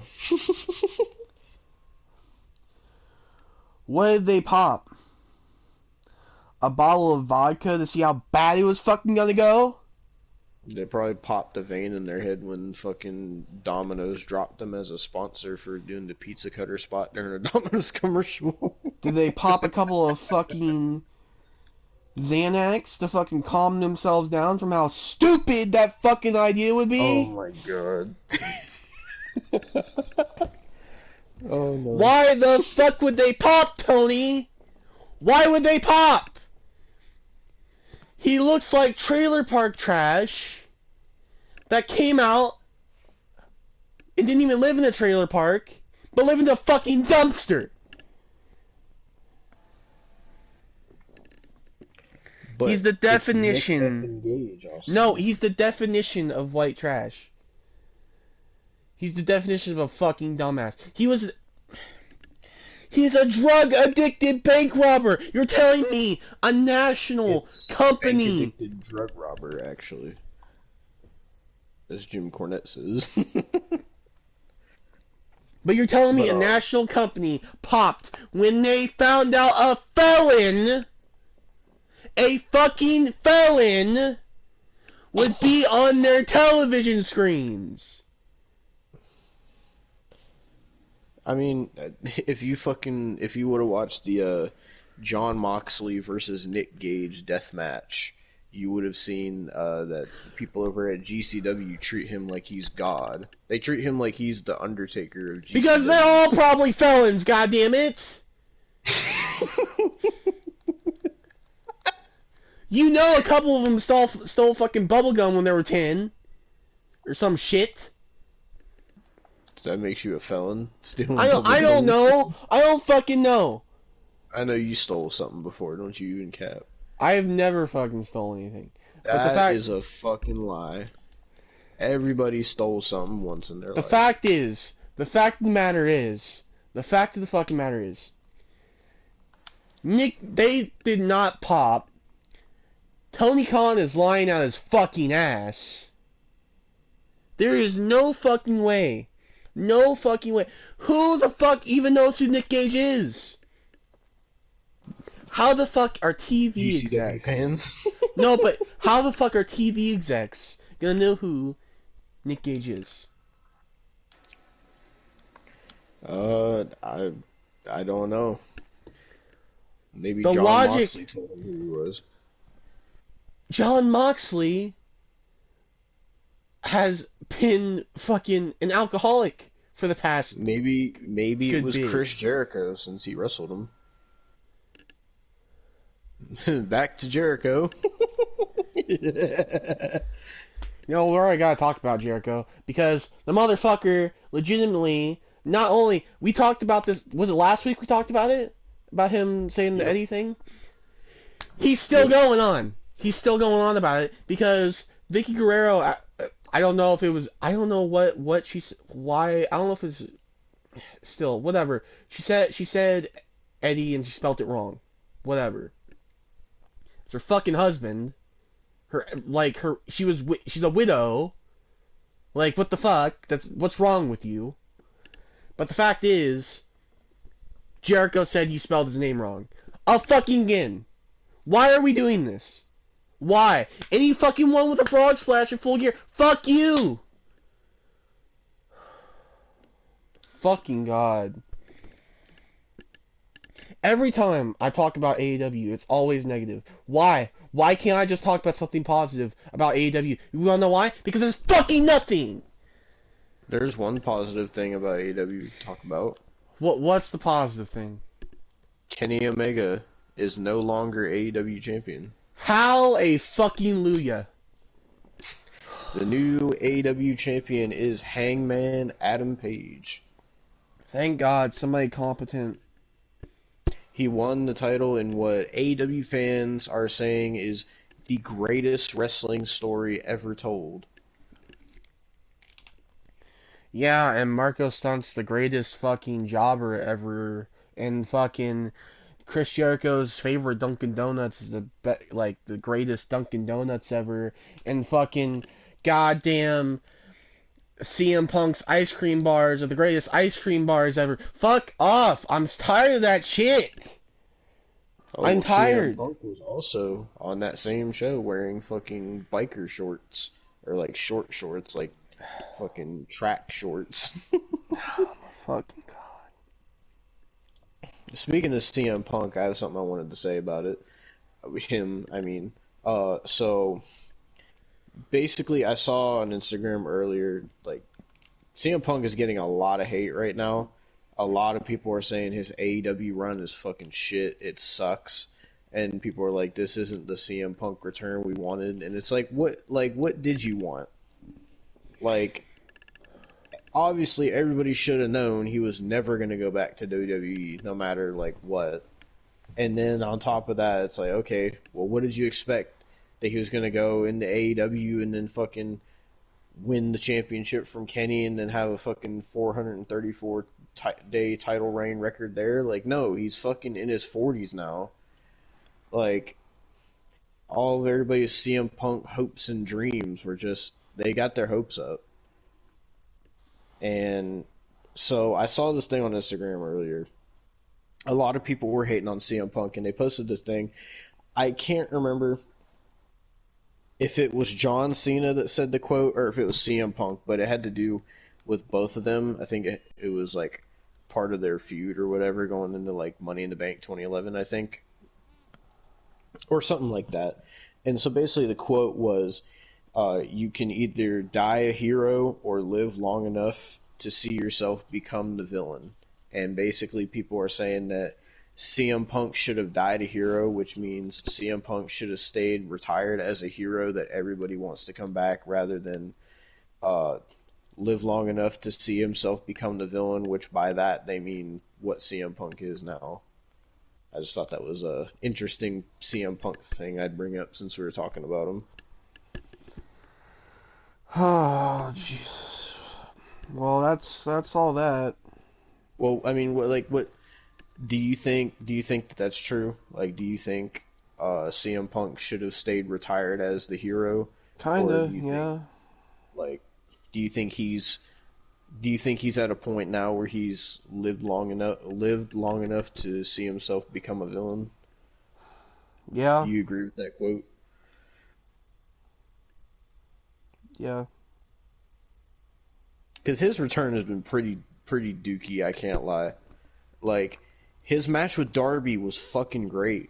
I heard his match with Eddie Kingston was good, but I haven't been able to watch it. So... Yeah, I haven't seen it either, but I know, like, it's been weird, like, it started him off with Darby for, like, no reason. Their match was fucking great. And then he started doing this shit with Team Taz for, like, no reason. And it's just got to a point now where, like, people's hype about CM Punk has went down, like, and it even shows because, like, all the AEW fans are like, oh my god, like, CM Punk's in AEW. I remember when he debuted, they're like, oh, WWE is dead, oh my god, they should cancel SummerSlam because they'll never live up to this, oh my god, WWE might as well just close their doors, and acting like CM Punk was gonna fucking be the one to fucking kill WWE or some shit. Like, no. Like, do you see AEW's ratings now? They lost to a fucking rerun of SmackDown. Yeah. A rerun. And fucking, then they want to do the whole, oh, Dynamite is beating Raw. I mean, they're not on the same night. And even then, like, of course it's beating Raw. Have you seen Raw? Like, anything could beat Raw. They could play fucking goddamn 2.5 Men at the same time as Raw, and that would probably beat Raw. Like, They could play Tana Turns 21, and that would beat Raw. God. They acted like CM Punk was gonna come in here and be like the biggest ratings draw of all time. Even I remember fucking back to JD from New York, funny enough, because I remember he said the only person nowadays in wrestling that could move the needle and be like the biggest ratings draw we've had since The Rock and Steve Austin is CM Punk. And well, look at how that's turned out with CM Punk. They have CM Punk, Bryan Danielson, Adam Cole, and all these other guys on their show, and they lost to a rerun of SmackDown. If CM Punk couldn't do the rating shit, if CM Punk couldn't kill WWE like all these AEW fans were wanting, then who in the fuck is gonna do it? There's nobody.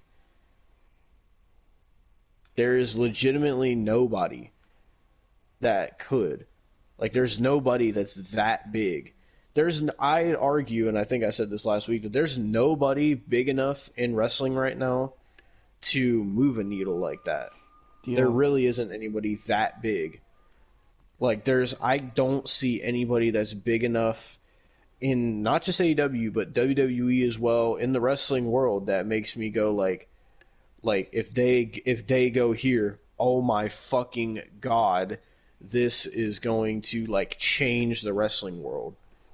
Like, there's nobody like that now. Like even Roman Reigns isn't up there. Like, Roman Reigns he's sort of at that level, but he's not like at a Rock and Steve Austin type level where like imagine let's take WWE and AEW now and let's do a little comparison to back then with WWF and WCW. Try to compare CM Punk going to AEW to imagine if in the peak of his run. Okay, well I can't use that as a comparison. So imagine CM Punk comes back with all this hype, right?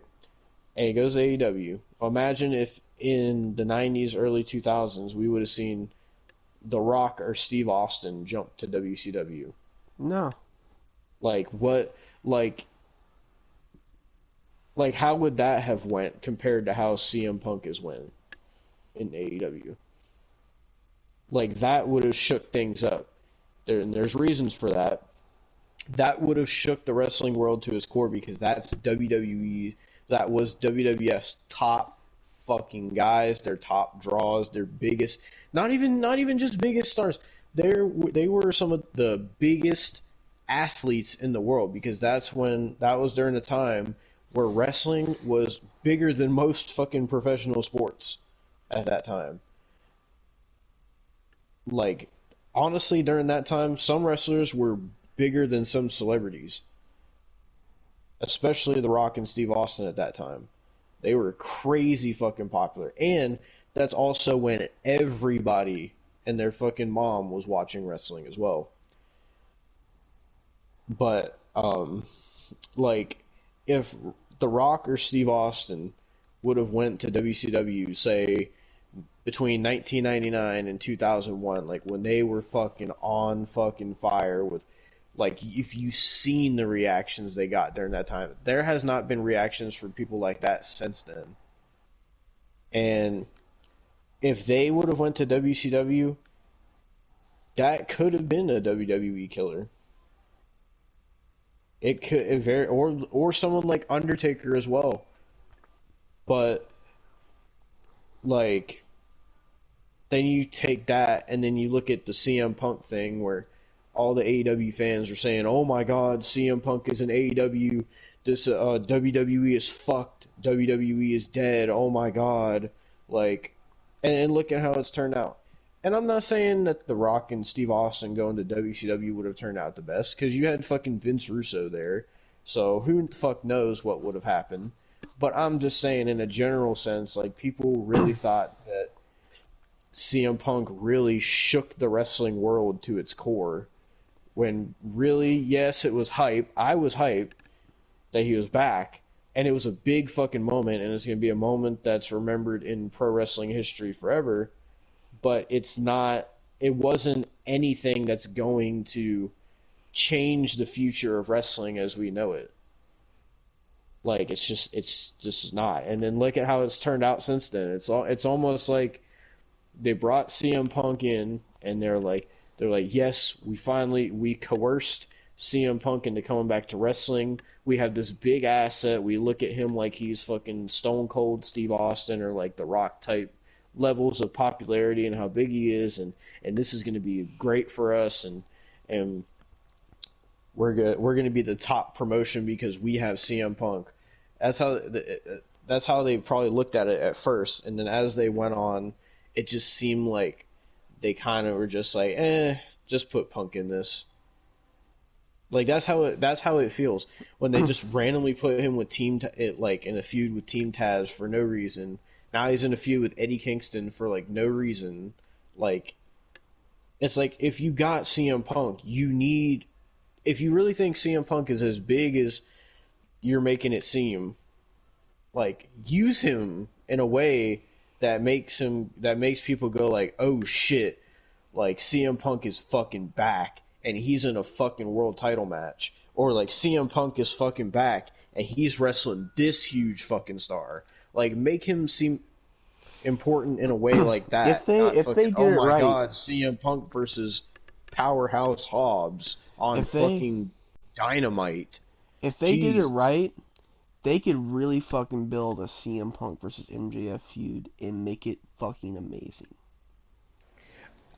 I don't know why I understand you don't like Kenny Omega, but I look at it this way. Like, Kenny Omega is, outside of CM Punk, probably the biggest star that they have. Like, I'm just talking, like, in general. Like, so I don't understand why they wouldn't have just did CM Punk and Kenny. Because that could have been a fucking huge thing for them. But they didn't do that. Now they took the belt off Kenny, which I'm happy for Hangman. I like Hangman. I'm glad Kenny's not champ anymore because his fucking title reign was terrible. But now I'd like to see them do CM Punk versus Hangman for the title. I'd like to see that. But they got to, in order for that to go over how they want it to, and in order for all the AEW fans fucking Bible scripture that they write for CM Punk like he's some kind of god, like, in order for it to seem that way, they really have to build up Hangman as a massive star. The thing is, like, it doesn't just stop there. Like, Hangman has to now compete with Roman Reigns and Big E and all the other world champions. Not Impact, though, but, like, they gotta nobody gives a shit about Impact. Huh? Nobody gives a shit about Impact. Like, they have to make Hangman seem as important as Roman Reigns and Big E. Like, he has to seem that big. They can't just have Hangman end Kenny's title reign after so long, after so much hype behind Hangman, and they can't drop the ball with Hangman. Like, they have to make Hangman a fucking star. And I hope that they do that. And then once they get Hangman to that fucking star status, while they're doing that, I would honestly build up either CM Punk or Bryan Danielson, and then you get them to that big fucking star level, and then at, I don't know, I guess Revolution is like their WrestleMania, or All Out's like their WrestleMania, whatever. You build up to that. You build a big, huge fucking title match between Hangman and CM Punk, or like Hangman and Bryan Danielson, some shit like that, to really get people invested and to really be like, wow, this is a fucking main event title match that I want to fucking watch. Maybe it's because I'm an MJF mark, but I would throw MJF in there. Sure. I hope they build MJF up too, because he's probably like the best heel in the business, and he's got wrestling style. They treat him like he's a joke. That's the problem.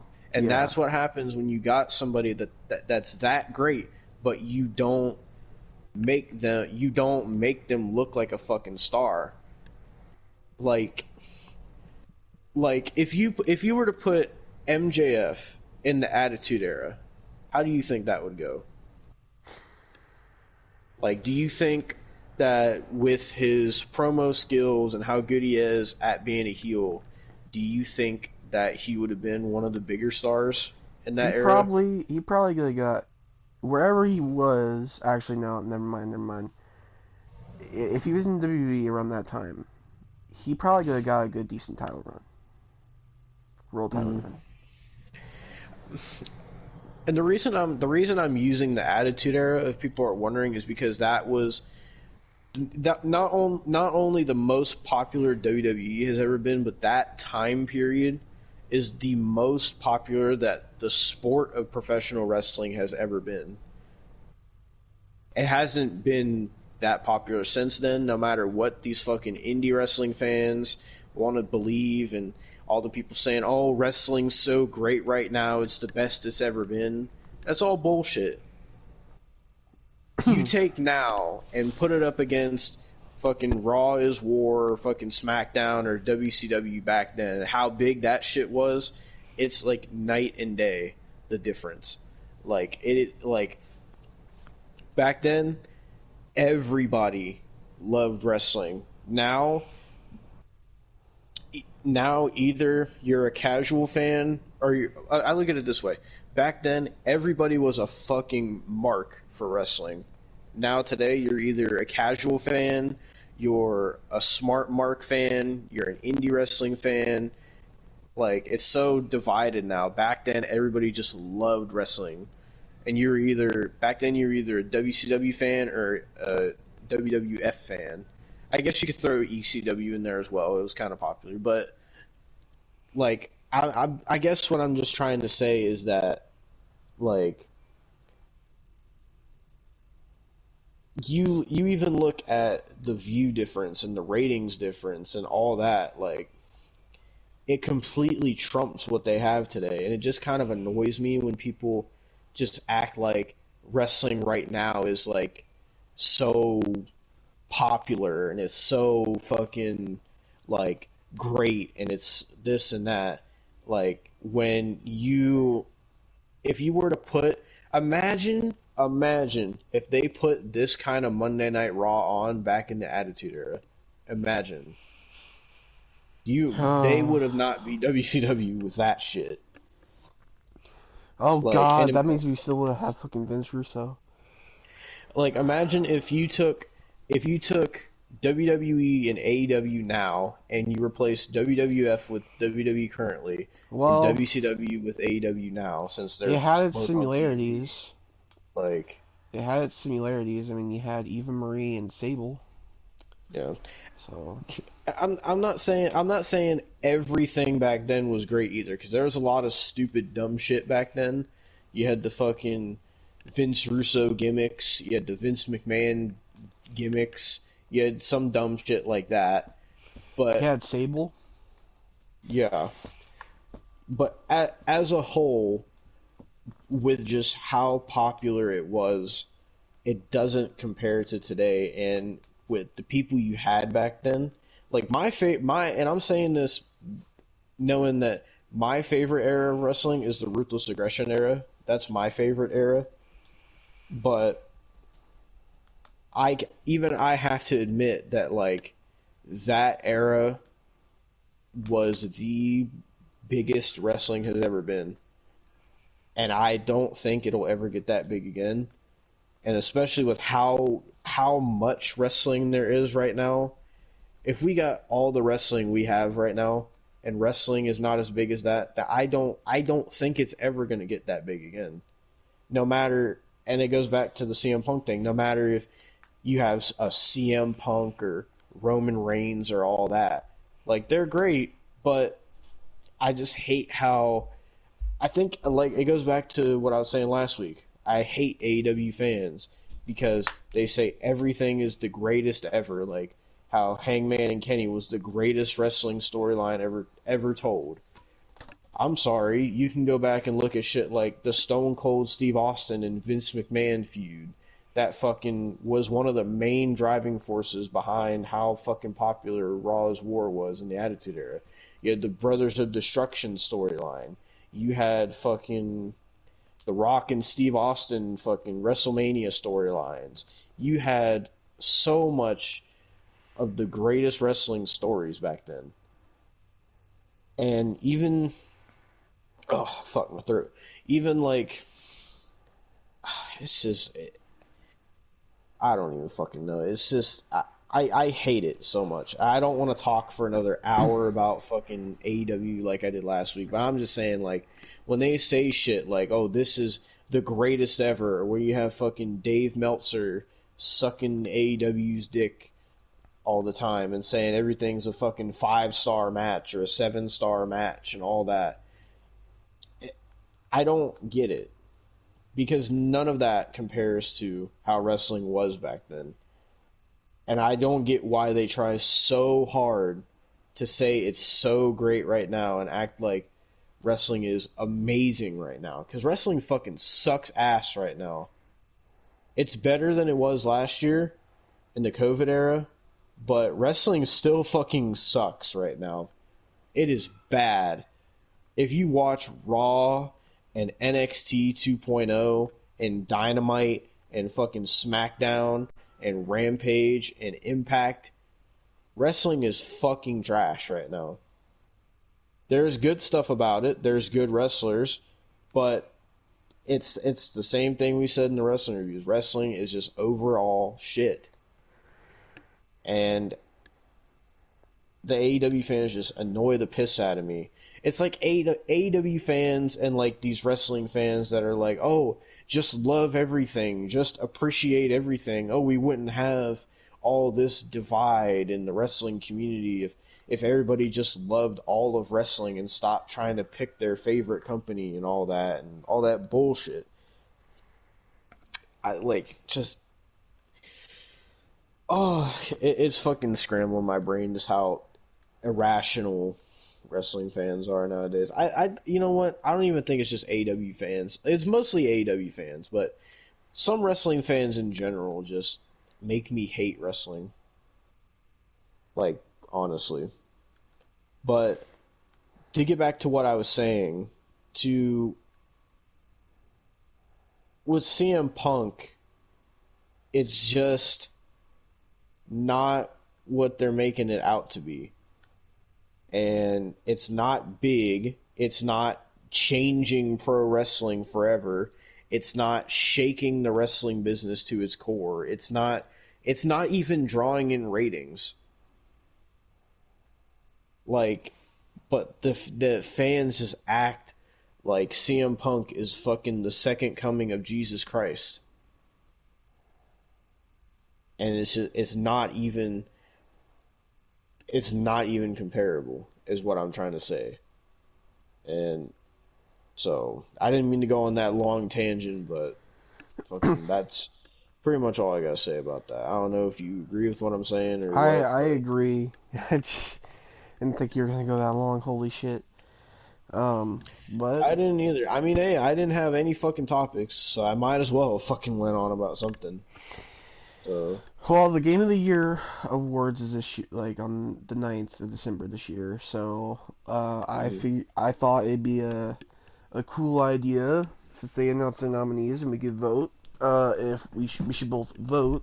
We'll vote in one thing, but we'll vote now.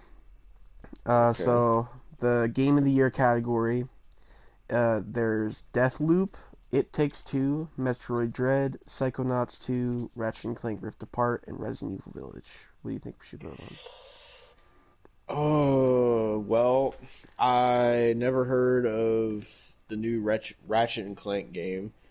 I haven't played the first Psychonauts yet, so I can't really give my opinion on that yet. I've seen a lot of Resident Evil Village content. It seemed like it went over pretty well.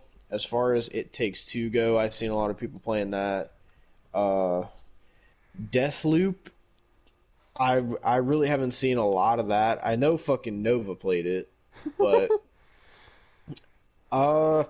for me, I'd say it's probably between Resident Evil and It Takes Two. Those would probably be what I would narrow it down to, but overall I'd probably say Resident Evil Village, because that shit was everywhere. I seen everybody was playing through that.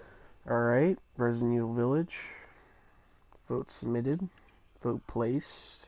Next. Best game direction. Deathloop, It Takes Two, Returnal, Psychonauts 2, and Ratchet and Clank Rift Apart. What does game direction mean? I Or whatever you assume... I assume, like, I guess the story? I guess I just say Resident Evil again. I really don't know. Resident Evil isn't on there. Oh, well. It Takes wait, Two, Psychonauts, Ratchet and Clank, Returnal, and Deathloop. I guess It Takes Two. I guess I don't fucking know. I don't. Alright, I genuinely don't know. What the fuck is Eternal? I don't know. I've never heard of that game. Best narrative. It's basically like the. I love how we're answering questions for games that we haven't played. So there's Christ. Deathloop, It Takes Two, Life is Strange, True Colors, Marvel's Guardians of the Galaxy, and Psychonauts 2. And what's the category again? Best narrative. I completely forgot that they made a new Life is Strange. I heard that the new Life is Strange, the reason it's called, like, True Colors or whatever, is, like, the main person you play as has, like, Max's, like, mind reading ability or whatever the fuck she had in the first one. Except that it's, like, on some, like, what was that? What was that movie where, like, it's inside the kid's head and it has like all the different emotions? Inside Out. Yeah, Inside. It's like that where the person, like, their gift is they can like mind read, but their main thing is they can like see people's emotion by like what color they are, I guess, is what I understand from it. But as far as narrative goes, I don't know. I'm just gonna go Guardians of the Galaxy because it's on there. Alright. Wait, how is that even on there? Because it just came out. I don't fucking The know. fuck? Like, how do you put something on like a fucking Game Awards thing that just came out? Like, what the fuck? Okay, best art direction.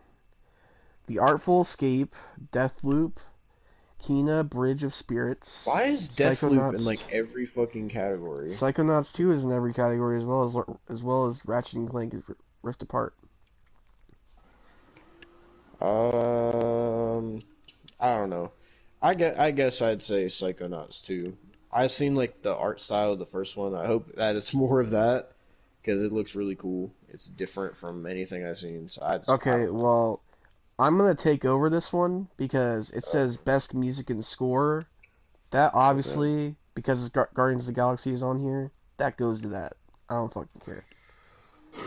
What's the music and score like for Guardians of the Galaxy? It's like the What movies. is so great about it? It's what? It's like the movie score and stuff. It's like they pick like the perfect songs for like the perfect time. Alright. Best audio design. Deathloop, Forza Horizon 5, Ratchet and Clank, Rift Apart. Wait, what's the category again? Best audio design. The fuck? Resident Evil Village and Returnal. I don't fucking know. I'm gonna go Resident Evil Village, I guess, since that's like a horror game and that requires audio, I guess. I don't fucking know. Okay, best performance. Erica Best what? performance. Erica Mori as Alex Chin in Life is Strange True Colors. The guy from Far Cry 5, I can't even pronounce that name. Fuck that. Jason Kelly as Colt Vaughn in Deathloop. Maggie Robertson as Lady Dimitrescu in Resident Evil Village. And Ozama Akonga, I really hope I didn't butcher that, as Juliana Blake in Deathloop. I'm going just because he has your last name, Jason Kelly. Alright, that's the first Deathloop. Games for Impact. Before Your Eyes, Boyfriend Dungeon, what the fuck? What the fuck? I'm just gonna... This is legitimately like... I'm skipping this category. Okay. It has no games we know about. Best ongoing game. Apex Legends, Final Fantasy Online, Fortnite, Genshin Impact, and Call of Duty Warzone. Fuck Apex Legends. I'm going with Fortnite. Alright. Apex Legends is trash. Anybody who's watching this that's an Apex Legends fan, fuck you. The game's trash. Alright, best mobile game. Oh, great. Fantasy, I can't even. Jesus fucking Fantasy. Christ. Oh, sorry. Some weird fucking names. Genshin Impact, League of Legends Wild Rift. League election. Shut up, dude. Marvel Future Revolution, and Pokemon Unite. I don't even know. I'm just gonna say Pokemon. I don't know. Alright.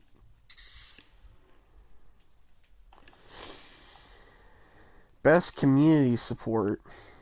Apex Legends, Destiny 2, Final Fantasy Online, Fortnite, and No Man's Sky. Didn't No Man's Sky like bomb? Yeah, and then apparently it got better, I guess. I don't know. How? What the fuck? I thought Destiny 2 was bad as well. At least from Oh, what I if you heard. really want, we could put Apex Legends, but I don't know. What's the category again? Best community support. Fuck. I don't know. We'll just go Fortnite again. Alright,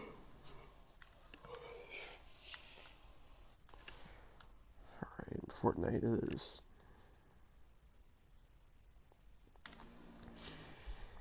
Innovation and accessibility. Far Cry 6, Forza, Marvel's Guardians of the Galaxy, Ratchet and Clank. Plays Forza? I don't know. Ratchet They and Clank keep Rift making new Apart. Forza games. Somebody has to be playing them. The Veil, Shadow of the Crown. Never fucking heard of that. Must be a real good shadow, because I've never fucking seen it before. Jesus Christ. The Veil Shadow what? Of the Crown. How is that even in contention? Who the fuck has played that? I don't know. Nobody, that's fucking who. Well, besides that, there's Marvel's Guardians of the Galaxy, Far Cry 6, Forza, and Ratchet and Clank. Just gonna go Guardians of the Galaxy, I guess, again. Best VR/AR. Hitman 3. Oh, never mind, I know what that means. I Expect You to Die 2. Lone Echo 2. Resident Evil 4, and Sniper Elite VR.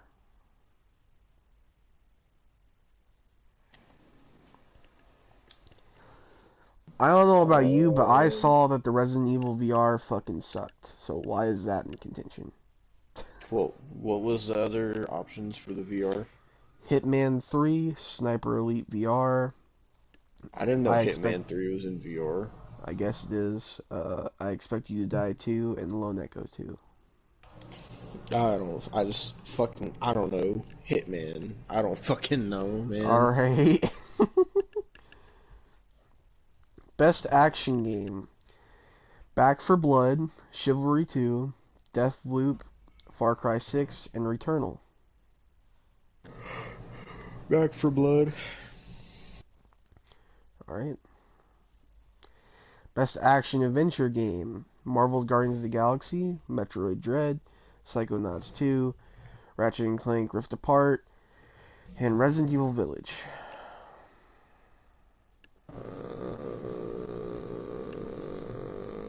I don't fucking know. Why are like the same 6 games in every category? I don't know. Guardians of the Galaxy it is. Best Role-Playing Game. Cyberpunk 2077. Why is Cyberpunk on here? What the fuck? How How is that even considered for an award? I don't know. What? Monster Hunter Rise. Scarlet Nexus. What? What the fuck is that? I don't know. Did they just put Cyberpunk on here with games we never heard of, so we'll pick Cyberpunk? What the fuck? Shin Megami Tensei 5. Yeah, they're definitely putting games we don't know on here, so we'll pick fucking Cyberpunk. Tales of Arise. I mean, they have Monster Hunter on here. Wait a minute. This isn't what you were talking about earlier, is it? What do you mean? You said Tales of something. No. It was not. It's not. Okay. Well, I don't fucking know. I guess by default, Cyberpunk. That's how they get you to vote for it, I suppose. Just put in a bunch of games nobody's fucking heard of. I watch all the fans of those games are gonna call and be like, "Oh my god, you never heard of this game? You're fucking uncultured, and oh my god, you don't know fucking video games." I don't play every single fucking. I barely play fucking video games. Well, not that I barely play it. I don't play every new fucking game that comes out because they're all $60 fucking goddamn dollars. God damn it. Yeah. I'm not Best a fucking fighting gamer. game. Demon Slayer, Guilty Gear Strive, Melty Blood Type Lumina. What the fuck? Nickelodeon All Stars Brawl. I want one person to tell me what Melty Blood is. Genuinely, I want somebody to comment on this video and tell me what that is. Nobody knows what the fuck that is. It looks like that in some anime weeb shit. So. Oh. Shit, I don't know. In Virtua Fighter 5 Ultimate Showdown. They still make Virtua Fighter? What the fuck? I guess. I'm just gonna say Nickelodeon All Stars Brawl because that's fucking goated. Best family game. What? Best family? Best family game. Oh, I was gonna say, what the fuck? Now we're ranking families at game awards? It Takes Two, Mario Party Superstars. Oh yeah, I forgot they made a new Pokemon Mario Snap. Party. I haven't played it. Super Mario 3D World plus Bowser's Fury. WarioWare Get It Together. I don't know. I guess Mario Party. Yeah, Mario Party, whatever. I want to play Mario Party Superstars. I hope it's better than fucking Super Mario Party. Is Super Mario Party bad? It wasn't bad, it just could have been better. It wasn't bad, though. Best Sports / Racing. F1 2021. What was the category you cut out? Sports / Racing. Oh. F1 2021, FIFA 22, Forza Horizon 5, Hot Wheels Unleashed, and Riders Republic. When in the absolute living, breathing fuck did they make a new Hot Wheels game? What in the fuck? I guess recently? I saw nothing about that. What the fuck? Oh, Hot Wheels Unleashed. I guess we'll vote for that. What the fuck? I thought they didn't fucking make Hot Wheels shit anymore. Like that, I know they still make the cars and all that. When it comes to Hot Wheels, I know all about the Hot Wheels cars. I used to fucking collect those when I was little. I would go to fucking, I don't know if you were a Hot Wheels kid or if you were a Matchbox kid, I was but a Hot Wheels kid. like I was a Hot Wheels kid too. Remember And I would the go to wrestling Hot fucking, Wheels? that they had? yeah. I remember I would go to Walmart and like the Hot Wheels cars, they would have like it was either 4 or 5 packs, and I would always get those, and I thought they were so fucking cool. Best multiplayer game. Back for You know Blood. there's people that collect every single fucking Hot Wheels car. I couldn't even imagine. Fuck that. There's people legitimately do that. That's fucking that's fucking like Jesus. Back for Blood, Knockout City, It Takes Two, Monster Hunter Knockout Rise, City. New Who played World, that fucking and piece of shit? Hellion. Yeah. So what was the category for? Best multiplayer. Oh, okay, can you read me the options again? Back for Blood, Knockout City, It Takes Two, Monster Hunter Rise, New World, and Valium. Back for Blood.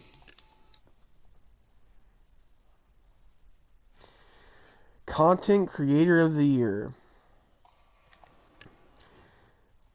I'm just gonna vote Dream. I'm not naming these people Yeah. again. Fuck that. Pretty sure you said a bunch of YouTubers that weren't even on there when you told me about it earlier. Yeah. So I guess it's just Dream by default. Most anticipated game. Elden Ring, God of War Ragnarok, Horizon Forbidden West, the sequel to The Legend of Zelda Breath of the Wild, and Starfield. I'm gonna go sequel to Breath of the Wild.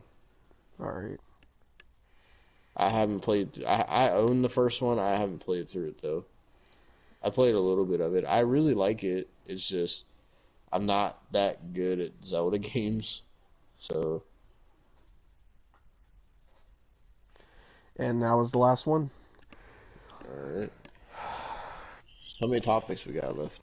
Well, we got my what movies have they been in topic, and then your topic. Yeah, my one topic. Yay. So, we're going back down the Pixels rabbit hole because I bet you're tired of talking by now, aren't you? a little bit, my throat's getting like I think I'm losing my voice. Jesus. You're lucky I took over for a little bit. Because, oh man, that's how I feel when I have a lot of topics back to back. Like that's why I hate doing the what games have they been in, only because like I have to talk for so long, my throat starts to hurt.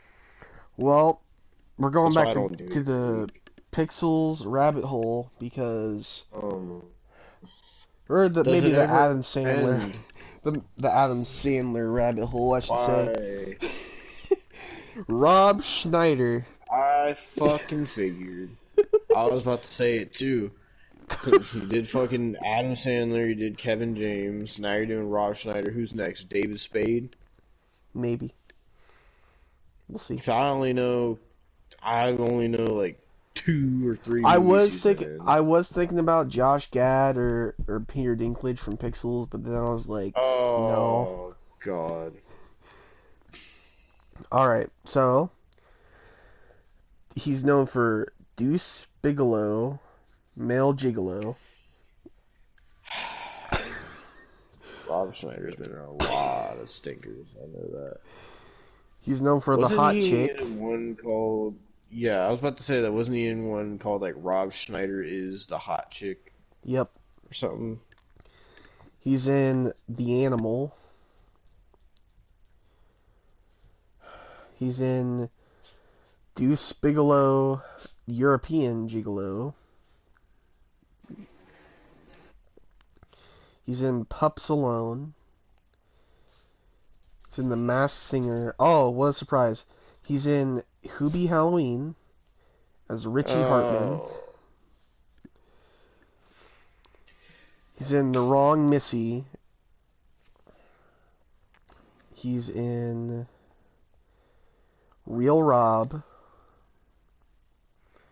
Sandy Wexler. He's in Ozzy. Oh, he played Norm in Norm of the North. Oh, great. He played Raymond in the Ridiculousness 6.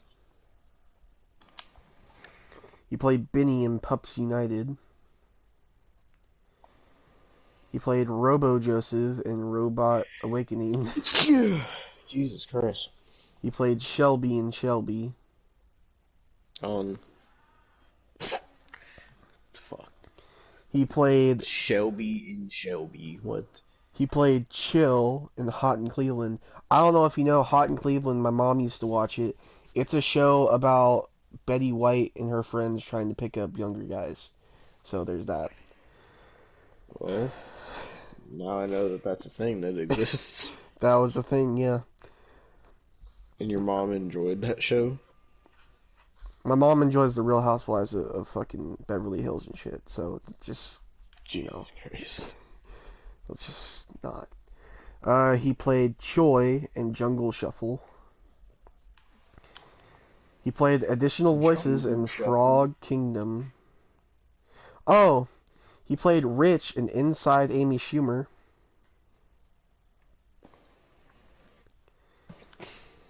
He played the psychologist in Inappropriate Comedy.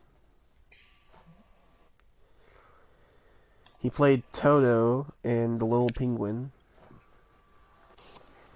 He played Back to the Jurassic in he played in Back to the Jurassic as Dodger. Sorry. He played Bart in The Reef 2, High Tide. He played Patrick Panda in Panda Warrior. He played Dodo in Wings. He played Rob in Rob. He played Johnny in Outback. He played Lou Strickland in Top Cat, the movie. He played Ernesto in You May Not Kiss the Bride. God, he was in a lot of fucking bad, like, rom-coms, wasn't he? Yeah. He played It seems like Elf that's his style Figgy of movie. He likes to Oh do, my like, God. bad comedy. He played Elf Figgy Puddin' and Jesus Elf fuck. Sparkle in the red dress. He played Paul in The Elf Chosen One. Figgy Puddin'. I've never heard a name so fucking awful in my life. He played Rob Hillard in Grown Ups. I figured that was coming. He's not in Grown Ups 2, though, so... He played Ed Kurtzman in The American Virgin. He played Nathan McNichol in Wild Cherry. Nathan McNichol. What kind of names are these? He played Chef Running, or Chief Running, I'm sorry. I can't fucking read. In Bedtime Stories. He played Solemn in You Wait a Don't minute. Mess with the Zohan. What? Wasn't Bedtime Stories an Adam Sandler movie? Yes. I know the one you just said is an Adam Sandler movie as well. Yeah. Just Don't Mess with the Zohan. Apparently played- people really like that movie. He played Bill in American Crude. Oh, that has Charlie Sheen in it. That's great. He played Big Stan in Big Stan. He played Asian Minister in I Now Pronounce You Chuck and Larry. Oh, that's the movie that has fucking Adam Sandler and Kevin James in it. Yep. Wow. Never He thought they'd played- all be in a movie together. Oh my god, he played Draco in Legend of the Soulja Sea. Boy? Nope. That's just his name in Legend of the Sea. He played Dinosaur Rex in Little Man. Oh. He played Pelican in The Reef. He played Prince Habibu in Click. He played Gus in Benchwarmers. Oh yeah, he was in Benchwarmers. I forgot about that. I haven't seen that movie in years. He played Yuri in Grandma's Boy. He played Punky in The Longest Yard. Played Ula in 50 First Dates. Yep. He played Rinky Dink Dink in The Electric Piper. My fucking... I don't know what's worse, Elf Figgy Puddin' or General Rinky Dink Dink. He played Chinese waiter in 8 Crazy Nights. He's really into racism, I see. He played Nazo the Italian in Mr. Deeds. Oh, that was another Adam Sandler movie. Yep. He played the Townie in Little Nicky. That's another Adam Sandler movie. He played TV producer in Muppets from Space. He played the delivery guy in Big Daddy. That's another Adam Sandler movie. He played Townie in The Waterboy. That's another Adam Sandler movie.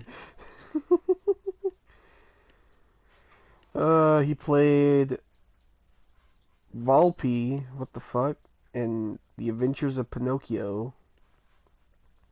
He played Bob in Seinfeld. He played Fergie in Judge Dredd.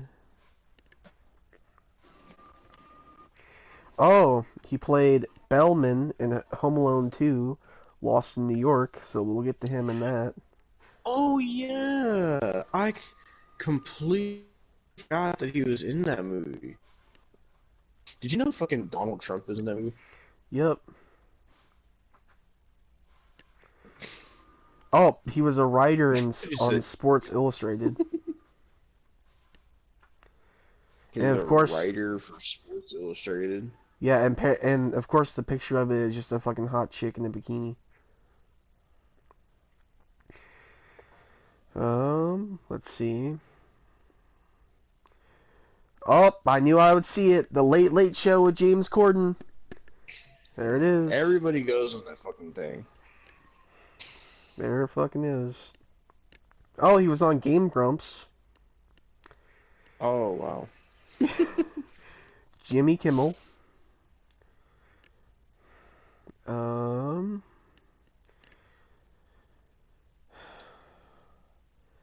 Betty White's Off the Rockers. And that's it. Rob Schneider, everybody. Yay! What a shitty career.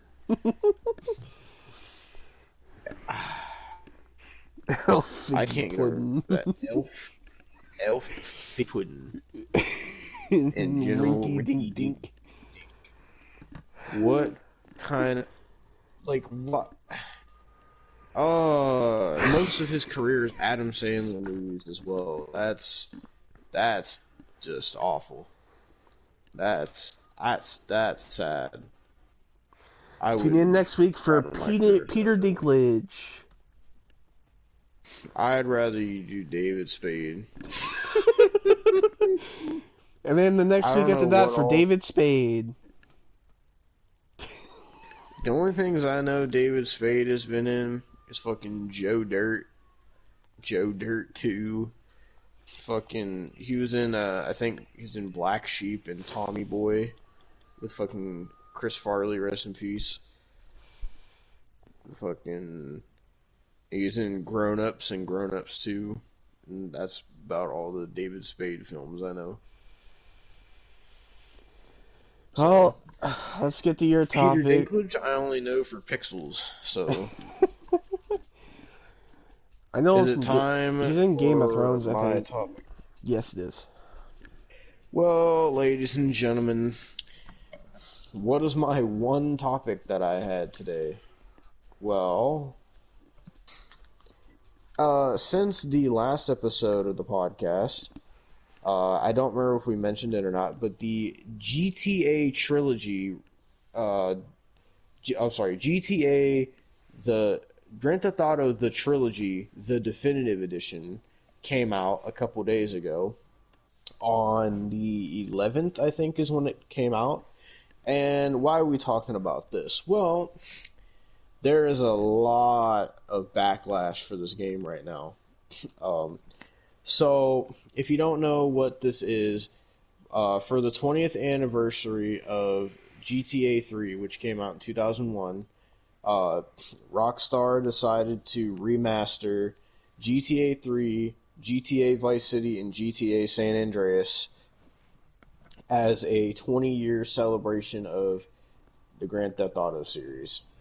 And so they got, I believe their name was, I think the people who did the remasters are called Grove Street Games, I think, which is kind of an ironic title, but so basically they released a trailer and everything looked really good, like the graphics looked really good, and everybody was excited. So the trilogy comes out. For one, you can't buy the games separately. You have to buy the whole trilogy. You can't purchase them separately. So if you want, say you just want San Andreas and you don't want GTA 3 or Vice City, doesn't matter. You have to buy them regardless. And also, the main issue is that the games are very, very, very fucking broken. There's so many bugs and glitches and graphical errors, and they took things out for no reason. Like for San Andreas, they took out the multiplayer mode. For some of the games, they had to take out some of the cheats because they said that some of the cheats were they were too hard to program and went against the gameplay or something. Because the GTA Trilogy Remaster, I guess they did it in Unreal Engine, and they said that the cheats wouldn't work with Unreal Engine, is what they said. Jesus. So they changed other stuff. They fixed like famous things from the other GTA games, like the Ghost Town for GTA 3. They took that out. The like a bunch of the random stuff in San Andreas they took out. So they did improve on some stuff like the controls and all that and the graphics, but some of the character models look horrendous. But the main issue that's got a lot of people pissed is how fucking broken it is, how unpolished, and how much of a letdown the entire thing is. And there's so much backlash against the game right now. People are wanting refunds. Like, it is so bad. It's like Rockstar put like no effort into it. Like, honestly, it's bad. And now it's to the point where they pulled a Cyberpunk, where basically the game is so broken and so bad that they had to disable the game. So if you're one of the people that pre-ordered it or bought the game, now you can't play it because Rockstar disabled it. I guess they're going to fix it. I don't know. But, so yeah. And also, the regular versions of San Andreas, Vice City, and GTA 3 are no longer available on the PlayStation or Xbox stores. So, I have all three because I bought these a long time ago. I still have them on my PS4. So, which I do plan on doing a playthrough of GTA 3 eventually. Yeah. I already did Vice City and San Andreas. But, so, this whole thing has been a complete fucking mess since it came out. And I don't know what they're going to do with it. I don't know if Rockstar is going to fix it. I genuinely don't know. There's a lot of pissed off people right now. And so far for a 20-year celebration of the series, it's been kind of lackluster, if I'm being honest. Like the game looks really good. Like like I was watching gameplay and some of it looks so good. Like the graphics, like some of the models look really really good. Some of the effects that they added, the new controls seem like they're a lot better than the old ones. Like stuff like that is really good and it really makes you want to play it. But then you see how much bugs and errors and glitches and stuff they removed for like no reason. Like, and then also they had to remove like not for GTA 3 but for Vice City and San Andreas, they had to remove like half the songs, which that part's understandable because they don't have the copyrights for that anymore. Because I'm pretty sure that for when they made those games, the copyrights for the songs only lasted like 10 years, I think. So that part's understandable, but just overall, it's a disappointment. It's a letdown.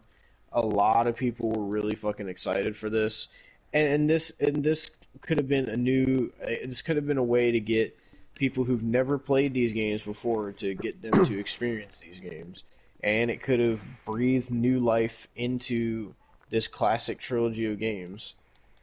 Because you have people now that the only GTA they played is GTA 5. Like they've never played another GTA before, and they're probably wondering like, well, this is GTA 5, so what were the first four like? Um, so and this trilogy could have been a great way for people to experience GTA 3, Vice City, and San Andreas, but so far it's been pretty bad. I hope Rockstar fixes it. I hope they do right by the fans and the fucking GTA series. I really hope that they fix this problem. Uh, I do want to get it eventually. Just I want them to fucking fix it before I get it. Um, but also, I guess I sort of have another topic. It's still on the GTA topic because I seen that apparently uh, a GTA 4 remaster is being rumored now to come out in 2023. Well, This is what I've seen. I mean, well, shit. Hopefully it's not So shit.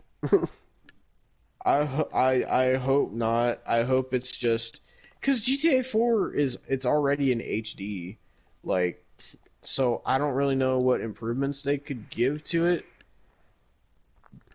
I guess maybe just better graphics. I really don't know because the gameplay is already like the gameplay of GTA 4 is so fun. I don't want them to change the physics. The physics are the best part. Like I don't want them to change any of that. Like I really don't know what they would do with the GTA 4 remaster. I'm curious though how exactly they're able to do that because for one, Nico Bellic's voice actor, he's the main character of GTA 4. Like he's on terrible terms with Rockstar, and I guess apparently fucking Mikhail, Faust, and Dimitri from GTA 4 have come to fucking kidnap Austin. Or maybe it's Rockstar and Take-Two Interactive. They've come to shut Austin down for fucking daring to mod something. I'm here. But as I was saying, like actually what was I saying? Something about the voice actor for GTA 4. Oh yeah. So the voice actor for GTA 4 that played Nico is on bad terms with Rockstar, but also I don't remember his name, but also Young Melee, who played CJ in San Andreas, hates the GTA series. So I'm surprised that they're able to like resell the game with his voice in it as CJ, but also Ray Liotta, the voice of Tommy Vercetti in Vice City, also hates Rockstar.